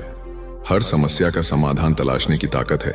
यह तभी संभव होगा जब हम विपरीत परिस्थितियों में भी अपना धैर्य बरकरार रखेंगे। सफल होने के लिए हमेशा सीखते रहें। सिकंदर और रोहित मित्र हैं। दोनों ने एक साथ अपना अपना काम शुरू किया। दोनों मित्रों का व्यापार खूब चला, कुछ समय बाद रोहित ने सोचा कि अब मेरा व्यापार चल पड़ा है, मैं तरक्की करता चला जाऊंगा, इसलिए अब मुझे इस लाइन में कुछ नया सीखने की जरूरत नहीं है। व्यापार में उतार चढ़ाव आते रहते हैं। रोहित के व्यापार में भी ऐसी स्थिति आई और उसे नुकसान झेलना पड़ा। सिकंदर के व्यापार में भी उतार चढ़ाव आए, पर उसे उतना नुकसान नहीं हुआ जितना रोहित को हुआ। रोहित सोचने लगा कि सिकंदर ने अपने नुकसान को नियंत्रित कैसे किया। रोहित ने इस बारे में उससे पूछने का मन बनाया। जब उसने सिकंदर से इस बारे में पूछा, तब सिकंदर ने कहा कि मैं अभी सीख रहा हूं। रोहित ने कहा, मैं समझा नहीं। सिकंदर ने अपनी बात समझाते हुए कहा, मैं अपनी ही नहीं दूसरों की गलतियों और कामयाबी से भी सीखता हूं। इससे मेरे जीवन में एक जैसी परेशानी बार बार नहीं आती। अगर आती भी है तो आसानी से हल हो जाती है। सिकंदर की बात सुनकर रोहित को अपनी गलती का एहसास हुआ। उसे एहसास हुआ कि शुरुआती सफलता के बाद उसने सीखना एकदम छोड़ दिया था। यही वजह है कि अपने व्यापार में होने वाले नुकसान का आकलन वह नहीं कर पाया। जीवन में सफल होने के लिए सीखते रहना जरूरी है। इंसान को हमेशा सीखते रहना चाहिए। इससे उसके भीतर नकारात्मक विचार नहीं आते हैं, बल्कि उसमें सकारात्मक बदलाव आता रहता है और सफलता की सीढ़ियां चढ़ता रहता है। सीखते रहने वाले व्यक्ति को सफलता के अवसर भी ज्यादा मिलते हैं। सबसे बड़ी बात यह है कि इस तरह के व्यक्ति में अहंकार नहीं होता। जिसके मन में अहंकार होगा वह कभी सीखने का प्रयास नहीं करेगा। घमंड कुल्हाड़ी हुई निरुत्तर। एक बार कुल्हाड़ी और लकड़ी के एक डंडे में विवाद छिड़ गया। दोनों स्वयं को शक्तिशाली बता रहे थे। हालांकि लकड़ी का डंडा बाद में शांत हो गया, किंतु कुल्हाड़ी का बोलना जारी रहा। कुल्हाड़ी में घमंड अत्यधिक था। वह गुस्से में भरकर बोल रही थी, तुमने स्वयं को समझ क्या रखा है? तुम्हारी शक्ति मेरे आगे पानी भरती है। मैं चाहूं तो बड़े बड़े वृक्षों को पल में काट कर गिरा दूं, धरती का सीना फाड़कर उसमें तालाब कुआं बना दूं। तुम मेरी बराबरी कर पाओगे? मेरे सामने से हट जाओ, अन्यथा तुम्हारे टुकड़े टुकड़े कर दूंगी। लकड़ी का डंडा कुल्हाड़ी की अहंकारपूर्ण बातों को सुनकर धीरे से बोला, तुम जो कह रही हो वह बिल्कुल ठीक है, किंतु तुम्हारा ध्यान शायद एक बात की ओर नहीं गया। जो कुछ तुमने करने को कहा है बेशक तुम कर सकती हो, किंतु अकेले अपने दम पर नहीं कर सकती। कुल्हाड़ी ने चिढ़कर कहा, क्यों? मुझ में किस बात की कमी है? डंडा बोला, जब तक मैं तुम्हारी सहायता न करूं तुम यह सब नहीं कर सकती हो। जब तक मैं हत्या बनकर तुम में न लगाया जाऊं तब कोई किसे पकड़कर तुमसे ये सारे काम लेगा? बिना हत्थे की कुल्हाड़ी से कोई काम लेना असंभव है। कुल्हाड़ी को अपनी भूल का एहसास हुआ और उसने डंडे से क्षमा मांगी। कथा सार यह है कि दुनिया सहयोग से चलती है। जिस प्रकार ताली दोनों हाथों के मेल से बजती है, उसी प्रकार सामाजिक विकास भी परस्पर सहयोग से ही संभव होता है। यदि जीवन का संतुलन बिगड़ा और थकान आई तो समझ लीजिए कि बीमारी आई, और यदि वापस ऊर्जा अर्जित करने के लिए विश्राम किया जा रहा है तो ऐसी थकान वरदान भी साबित हो सकती है। इन दिनों जिस तरह की हमारी जीवन शैली है, इसमें असंतुलन बहुत अधिक है। सुबह उठने से लेकर रात को सोने तक शरीर की कुछ नियमित क्रियाएं हैं, आदमी उसे भूल गया है। गौतम बुद्ध बहुत काम करते पर कभी थकते नहीं थे। आज भी कई साधु संत उतना ही परिश्रम कर रहे हैं जितना एक कॉर्पोरेट जगत का सफल व्यक्ति करता है, और जब वे रात को सोते हैं तो पूरी बेफिक्री के साथ। बुद्ध से उनके शिष्यों ने एक बार पूछा था, आप थकते नहीं? बुद्ध का उत्तर था, जब मैं कुछ करता ही नहीं तो थकूंगा कैसे? बात सुनने में अजीब लगती है, लेकिन है बड़ी गहरी। अध्यात्म ने इसे साक्षी भाव कहा है, स्वयं को करते हुए देखना। यह वह स्थिति होती है जब तन सक्रिय और मन विश्राम की मुद्रा में होता है। आज ज्यादातर लोग असमय अकारण थक जाते हैं। दोस्तों, ये बात तो आपने सुनी होगी कि कर्मों का फल और भाग्य का लिखा कभी नहीं मिटता।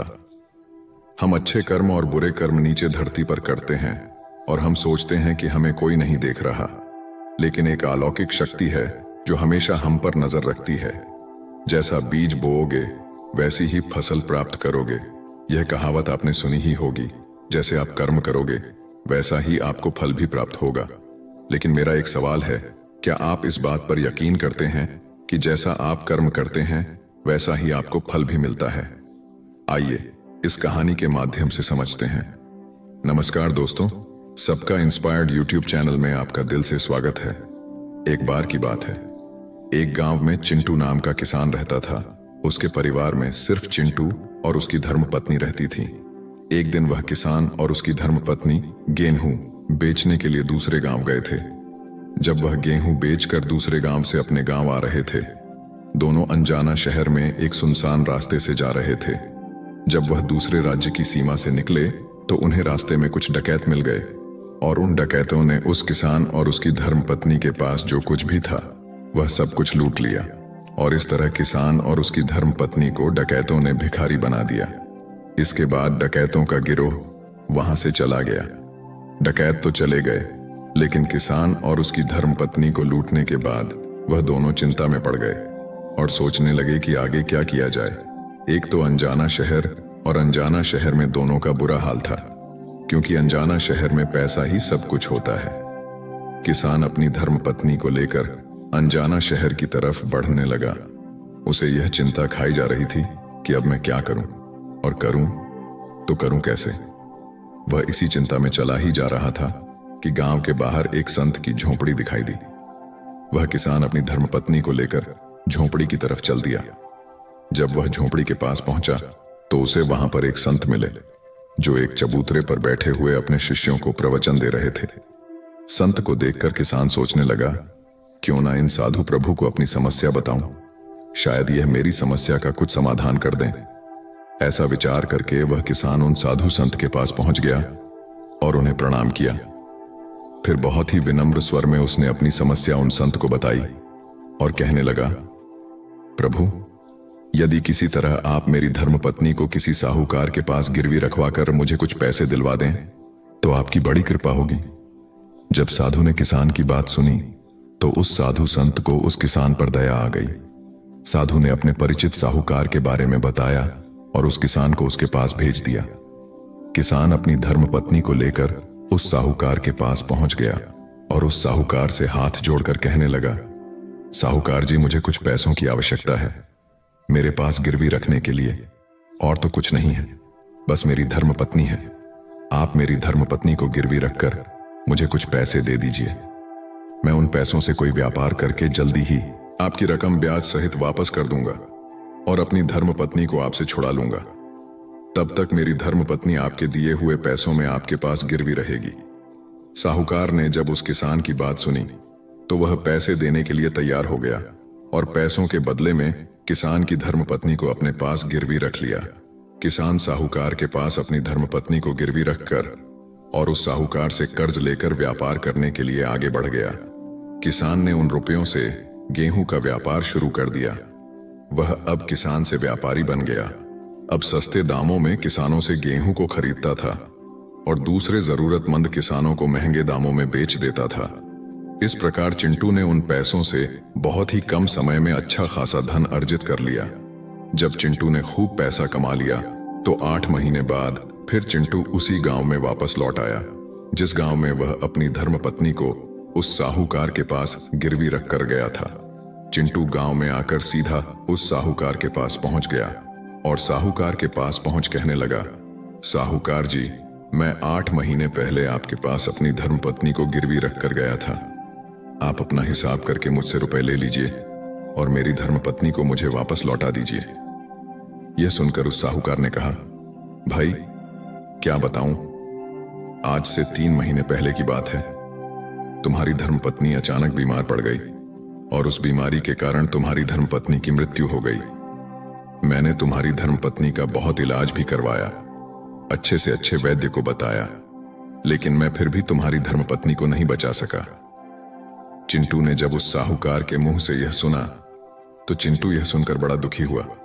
फिर थोड़ा धीरज रखकर उस साहूकार से बोला, साहूकार जी, जो होना था वह तो हो चुका है। शायद मेरे नसीब में ही ऐसा लिखा हुआ था।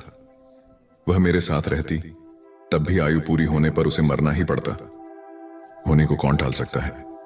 फिर भी आप अपने पैसे मुझसे ले लीजिए ताकि मुझे इस बात का संतोष हो जाए कि मैंने अपना कर्ज दिया और मैंने आपका कर्ज चुका कर अपनी धर्मपत्नी को गिरवी रखने के कलंक से खुद को बचा लिया। चिंटू की बात सुनकर वह साहूकार बोला, नहीं भाई, अब मैं तुझसे वह पैसे कैसे ले सकता हूं। जब मैं तुम्हारी अमानत ही तुम्हें नहीं लौटा सकता तो अपना कर्ज वापस लेने का मुझे कोई हक नहीं है। चिंटू ने बार बार साहूकार से अपना कर्ज वापस लेने का आग्रह किया, परंतु साहूकार नहीं माना।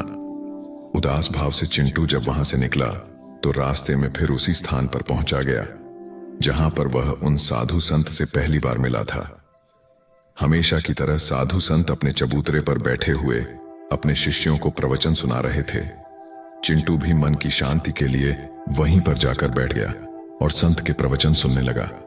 साधु संत ने जब चिंटू को देखा तो साधु संत उसे पहचान गए और उसका हालचाल पूछने लगे। चिंटू ने पूरा घटनाक्रम उन साधु संत को बता दिया। वह साधु एक सिद्ध संत थे। चिंटू की बात सुनकर उस साधु ने कहा, भाई, उस साहूकार ने तेरे साथ धोखा किया है। तेरी धर्मपत्नी निश्चित रूप से जीवित है भाई। तेरी धर्मपत्नी को या तो उस साहूकार ने अपने घर में छुपा लिया है या फिर उस साहूकार ने तेरी धर्मपत्नी को अपने किसी परिचित के यहां दूर किसी जगह पर भेज दिया है। अब तू ऐसा कर, यहां के राजा के पास चला जा और राजा के दरबार में जाकर प्रार्थना करना कि राजा साहब मेरी धर्मपत्नी को साहूकार से दिलवा दो, क्योंकि इस गांव का जो राजा है वह बहुत ही बुद्धिमान व्यक्ति है। वह निश्चित ही तेरी धर्मपत्नी को उस साहूकार पर जोर डालकर तुझे दिलवा देगा। उसके दरबार में ही तुम्हारा फैसला होगा। जब चिंटू ने उस साधु संत की बातों को सुना तो चिंटू उस साधु संत की बात मानकर राजा के दरबार में जाने के लिए चल दिया। चिंटू राजा के दरबार में पहुंच गया और राजा के दरबार में पहुंचकर राजा से गुहार लगाने लगा कि प्रभु, मेरी धर्मपत्नी को साहूकार से मुझे दिलवा दीजिए। प्रभु, मैंने साहूकार के कुछ धन उधार लिया था, बदले में अपनी धर्मपत्नी को साहूकार के पास गिरवी रखकर गया था। जब मैं धन लेकर अपनी धर्मपत्नी को उस साहूकार के पास लेने गया तो वह कह रहा है कि उसका देहांत हो गया है। वह झूठ बोल रहा है। चिंटू की प्रार्थना सुनकर राजा ने साहूकार को दरबार में बुलाया और उससे कहा, साहूकार, क्या यह बात सच है कि यह किसान कुछ रुपयों के बदले मैं अपनी धर्मपत्नी को तुम पास गिरवी रखकर गया था? साहूकार ने स्वीकार करते हुए कहा कि हां राजन, किसान की यह बात बिल्कुल सच है। राजा ने फिर कहा, तुम इसकी धर्मपत्नी को क्यों नहीं लौटा रहे हो? राजा की बात सुनकर वह साहूकार बोला, कैसे लौटा सकता हूं प्रभु? मैंने इस किसान को बता तो दिया कि आज से 3 महीने पहले इसकी धर्मपत्नी की मृत्यु हो चुकी है। प्रभु, अब मैं धर्मराज के पास जाकर तो इसकी धर्मपत्नी को वापस नहीं ला सकता। राजा ने पूछा, कोई गवाह तुम्हारे पास जो इस बात की पुष्टि कर दे कि इसकी धर्मपत्नी की मृत्यु हो चुकी है? तो साहूकार बोला, जी प्रभु, इस बात की पुष्टि वह अच्छी तरह से कर देगा जिसने इस व्यापारी की धर्मपत्नी का इलाज किया था। वह 4 व्यक्ति भी इस बात की गवाही दे देंगे जो इसकी धर्मपत्नी को शमशान में जलाकर आए थे। उस साहूकार ने यह बात इतने आत्मविश्वास के साथ कही कि राजा को भी उस पर भरोसा हो गया। तब राजा ने चिंटू से कहा, भाई, अगर तुम्हारी धर्मपत्नी जीवित होती तो हम तुम्हें अवश्य दिलवा देते। अब तो हमारी भी मजबूरी है। इस प्रकार राजा ने चिंटू को समझा बुझाकर वापस भेज दिया।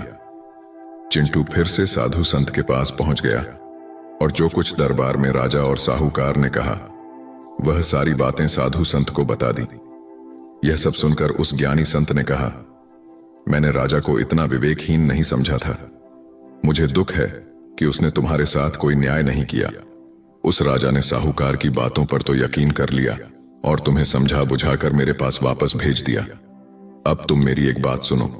तुम एक बार फिर से राजा के पास जाओ और उसे कहना कि सिर्फ 3 घंटे के लिए वह अपनी राजगद्दी पर मुझे बैठने का अधिकार दे दें। तब मैं राजा को बताऊंगा कि न्याय कैसे किया जाता है और न्याय किससे कहते हैं। चिंटू एक बार फिर से राजा के दरबार में पहुंचा और जैसा उस साधु संत ने कहा था उसने राजा से कह दिया। राजा ने चिंटू की यह बात सुनी तो यह सुनकर राजा ने कहा, मुझे 3 घंटे के लिए राजपाट छोड़ने में कोई ऐतराज नहीं है। यदि ऐसा करने से तुम्हें न्याय मिल जाएगा तो मैं 3 घंटे के लिए उस साधु संत के लिए अपनी राजपाट छोड़ दूंगा। तुम उन संत को राज दरबार में ले आओ। चिंटू ने जब राजा के यह वचन सुने तो चिंटू साधु संत के पास गया और उन साधु संत को राज दरबार में ले आया। जब साधु संत राज दरबार में पहुंच गए तो राजा ने अपनी राजपाट उन साधु संत को सौंप दी। फिर राजपाट पर विराजमान होते ही साधु संत के सामने उस साहूकार को दरबार में प्रस्तुत किया और उससे कहा, साहूकार जी, आपने कहा कि इस किसान की धर्मपत्नी आपके पास रहते हुए 3 महीने पहले ही स्वर्ग से धार गई और आपका कहना है कि आपके पास इसकी धर्मपत्नी के मरने के गवाह भी मौजूद हैं। क्या मैं उन गवाहों से मिल सकता हूं? फिर राजा बने साधु संत के आदेश पर साहूकार के पेश किए गए।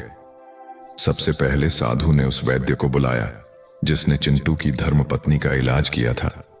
साधु ने वैद्य से पूछा, क्यों भाई, आपने ही हरीश की धर्मपत्नी का इलाज किया था? वैद्य बोला, जी हुजूर, मैंने ही चिंटू की धर्मपत्नी का इलाज किया था। वैद्य की बात सुनकर वह साधु बोला, अच्छा वैद्य जी, मुझे यह बताओ कि तुम चिंटू की धर्मपत्नी का इलाज करने के लिए साहूकार के घर जाते थे या फिर चिंटू की धर्मपत्नी इलाज करवाने के लिए तुम्हारे पास आती थी? राजा बने साधु संत की बात सुनकर वह वैद्य राजा से बोला, प्रभु, साहूकार जी मेरे औषधालय पर स्वयं आकर दवा ले जाते थे। साधु बोला, यानी तुम विश्वास के साथ यह नहीं कह सकते कि वह दवा साहूकार चिंटू की धर्मपत्नी के लिए ही ले जाता था या फिर किसी और के लिए? साधु की बात सुनकर वह वैद्य बोला, हां प्रभु, यह बात मैं यकीन के साथ तो नहीं कह सकता कि साहूकार किसके लिए दवाई ले जाते थे, लेकिन साहूकार जी मुझसे दवाई जरूर ले जाया करते थे। वैद्य की बात सुनकर वह साधु बोला, इसका मतलब तो यही हुआ कि तुम मरीज को बिना देखे ही दवाइयां देते हो। यह तो बहुत ही गंभीर है। तुम दवा के स्थान पर किसी को जहर भी तो दे सकते हो, और हो सकता है तुम्हारे द्वारा दिए हुए जहर से ही चिंटू की धर्मपत्नी की मृत्यु हुई हो। उस साधु की यह बातें सुनकर वैद्य का चेहरा डर के मारे पीला पड़ने लगा और वह भयभीत स्वर में बोला, नहीं हुजूर, ऐसा हरगिज नहीं हो सकता। मैं अपने किसी मरीज को दवा के बदले भला जहर क्यों दूंगा, और इस तरह से मेरी सारी मान प्रतिष्ठा भी धूल में मिल जाएगी। वैद्य की बात सुनकर वह साधु संत बोले, अब तो तुम ऐसा ही कहोगे। मैं तुम्हें अपने कर्तव्य के प्रति लापरवाही करने के और एक मरीज के जीवन से खिलवाड़ करने के अपराध में 100 कोड़े लगाने का आदेश देने जा रहा हूं। इसके साथ ही तुम्हारा मुंह काला करके सारे गांव में तुम्हें घुमाया भी जाएगा। अब तुम सोच लो, वैद्य सच बोलोगे या फिर मैं सैनिकों को तुम्हें गिरफ्तार करने का आदेश दूं? यह सुनकर वैद्य का शरीर कांपने लगा और वह उस साधु के कदमों में जा गिरा और बोला, हुजूर, मुझे माफ कर दीजिए। मैं स्वीकार करता हूं कि मैंने साहूकार के किसी मरीज का कोई भी इलाज नहीं किया। साहूकार ने तो मुझे पैसे दिए थे और कहा था कि यदि गवाही की आवश्यकता पड़े तो ऐसा कहकर उसके पक्ष में गवाही दे दूं। बस मेरा इतना ही अपराध है कि मैंने लालच में आकर इस साहूकार का प्रस्ताव स्वीकार कर लिया। राजा बने साधु संत ने कहा, वैद्य जी, कुछ भी हो, आपने अपराध तो किया है, इसलिए मैं तुम्हें झूठी गवाही के इल्जाम में 100 कोड़े लगाने का आदेश देता हूं। साधु संत के आदेश का राजा के सैनिकों ने तुरंत ही पालन किया। सैनिकों ने तत्काल ही उस वैद्य को पकड़ लिया और भरे दरबार में उसे कोड़े लगाने लगे। पहला कोड़ा लगते ही वह जोर से चीख पड़ा और कहने लगा, प्रभु मुझ पर रहम कीजिए, प्रभु मुझ पर दया कीजिए, मैं मर जाऊंगा। हर कोड़े के साथ उसके गले से करुणामय आवाजें निकलने लगी। उसकी चीखें राज दरबार में गूंज उठी। वैद्य के साथ ऐसा होते हुए देखकर साहूकार के गवाह के तौर पर बुलाए गए उन 4 व्यक्तियों के कलेजे दहल गए जिन्होंने चिंटू की धर्मपत्नी को शमशान में ले जाकर जलाने की बात कर थी। अब बारी उन 4 गवाहों की आई। साधु संत ने उनसे पूछा, तुम लोगों का कहना है कि तुम 4 ने इस चिंटू किसान की मृत धर्मपत्नी का शव ले जाकर शमशान में उसे जलाकर आए थे। मुझे यह बताओ कि अंतिम संस्कार से पहले जब मृत शरीर को स्नान कराया जाता है, फिर उसे कफन में लपेट कर धरती पर रखा जाता है, स्नान के दौरान क्या तुमने उस स्त्री का मृत शरीर देखा? यह सुनकर उस साहूकार के 4 गवाह कहने लगे, नहीं हुजूर, उसका मृत शरीर तो हमने देखा ही नहीं था। जब साहूकार जी ने अर्थी तैयार कर ली थी, उसके बाद ही हम उसे शमशान में ले गए और उसे जलाकर आए। उन 4 गवाहों की बात सुनकर वह साधु संत बोले, और तुमने यह जानना भी उचित नहीं समझा था कि उस अर्थी में कोई मृत मनुष्य लेटा है या कोई जीवित व्यक्ति? कहीं ऐसा तो नहीं किसी जहरीले पदार्थ से बेहोश व्यक्ति उसमें लेटा हो और उसे तुम शमशान में ले जाकर जलाकर आ गए हो? यह तो एक बहुत ही गंभीर अपराध है। इसके लिए तुम लोगों को मृत्युदंड की सजा भी दी जा सकती है। वह चारों गवाह वैद्य की पिटाई देखकर पहले से ही भयभीत थे। जब उन्होंने साधु संत के मुख से मृत्युदंड की बात सुनी तो वह सुनकर उन सभी के हाथ पांव मानो बिल्कुल ही ठंडे पड़ गए हों। साधु ने विनय भाव से साहूकार की तरफ देखा। जैसे ही उस साधु संत ने साहूकार की तरफ देखा तो साहूकार का चेहरा ऐसे काला पड़ गया। साधु ने साहूकार से कहा, साहूकार जी, तुम्हारे 5 गवाहों की तो पहले ही हवा निकल गई। अब तुम बताओ कि किसी की इच्छा के विपरीत किसी की धर्मपत्नी को जबरदस्ती घर में रखना और अमानत में खयानात के अपराध में तुम कौन सी सजा पाना पसंद करोगे? साधु संत की बात सुनकर साहूकार का चेहरा एकदम से सफेद पड़ गया। उसके मुंह से कोई बोल नहीं निकल सका। राजा बने साधु ने कहा, साहूकार, इससे पहले कि मैं तुम्हें 10 साल का कठोर कारावास की सजा दे दूं, अभी भी समय है कि तुम इस चिंटू किसान की धर्मपत्नी को दरबार में हाजिर कर दो। सजा के डर से साहूकार ने तुरंत अपने सेवकों को अपने घर भेजा और सेवकों को घर भेजकर चिंटू की धर्मपत्नी को दरबार में प्रस्तुत कर दिया। साधु ने साहूकार से लेकर चिंटू को उसकी धर्मपत्नी सौंप दी और साहूकार को झूठी गवाही के अपराध में 5 महीने की कैद की सजा सुना दी। उन चारों गवाहों को भी कड़ी से कड़ी सजा दी गई जिन्होंने चिंटू की धर्मपत्नी का शव शमशान में ले जाने की झूठी गवाही दी थी। यह देखकर राजा आश्चर्यचकित रह गया और साधु के सामने हाथ जोड़कर बोला, संत, आप धन्य हैं। आपने मुझे सिखा दिया कि न्याय कैसे किया जाता है। राजा की बात सुनकर वह साधु संत बोला, राजन, मेरी 3 बातें सदैव याद रखना कि कभी भी इन 3 स्थानों पर अपनी धर्मपत्नी को अकेला नहीं छोड़ना चाहिए। अब हम आपको बताते हैं। जिन स्थानों पर यदि कोई अपनी धर्मपत्नी को अकेला छोड़ता है तो उसे बहुत ही पश्चाताप करना पड़ता है। पहला स्थान है, अगर आपकी धर्मपत्नी को कोई बीमारी घेर ले और वह बीमार पड़ जाए तो ऐसी स्थिति में कभी भी उसको बीमारी में अकेला छोड़कर नहीं जाना चाहिए, क्योंकि जब कोई मनुष्य किसी स्त्री से विवाह करता है तो विवाह के समय वचन देता है कि मैं तेरे सुख दुख में और आजीवन तुम्हारे साथ रहूंगा। इसलिए बीमारी की हालत में उसके साथ सदैव बने रहिए और उसकी देखभाल करिए। जिस तरीके से धर्मपत्नी अपने पति की सेवा करती है, उसी तरह से पति का भी कर्तव्य बनता है कि अपनी धर्मपत्नी की सेवा में हमेशा तत्पर रहे। यह आपका कर्तव्य है। दूसरा स्थान है, अगर आपकी धर्मपत्नी निर्दोष है और कोई उस पर झूठा लांछन लगाता है तो ऐसी स्थिति में सदैव तुम्हें उसके साथ खड़े रहना चाहिए, क्योंकि एक लड़की अपने माता पिता का घर इसी आस में छोड़कर आती है कि पति मेरी भावनाओं को समझेगा और हर स्थिति में मेरा साथ देगा। इसलिए दुनिया वाले उस पर कोई झूठा दोष लगा रहे हैं तो आपको अपनी अर्धांगिनी के साथ खड़े रहना चाहिए। ऐसे समय में उसको कभी भी अकेला नहीं छोड़ना चाहिए, या कभी कोई ऐसी स्थिति आए तो उस समय तुम्हें अपनी धर्मपत्नी को बोलना चाहिए कि तुम बिल्कुल भी चिंता मत करो, मैं तुम्हारे साथ खड़ा हूं। तीसरा स्थान है, कभी भूलकर भी अपनी धर्मपत्नी को पराये पुरुषों के पास नहीं छोड़ना। किसी भी परिस्थिति में अपनी धर्मपत्नी को किसी अन्य पुरुष के साथ अकेला नहीं छोड़ना चाहिए, क्योंकि आज के समय में किसी का कुछ नहीं पता, कौन कब और किसके साथ दगा कर दे।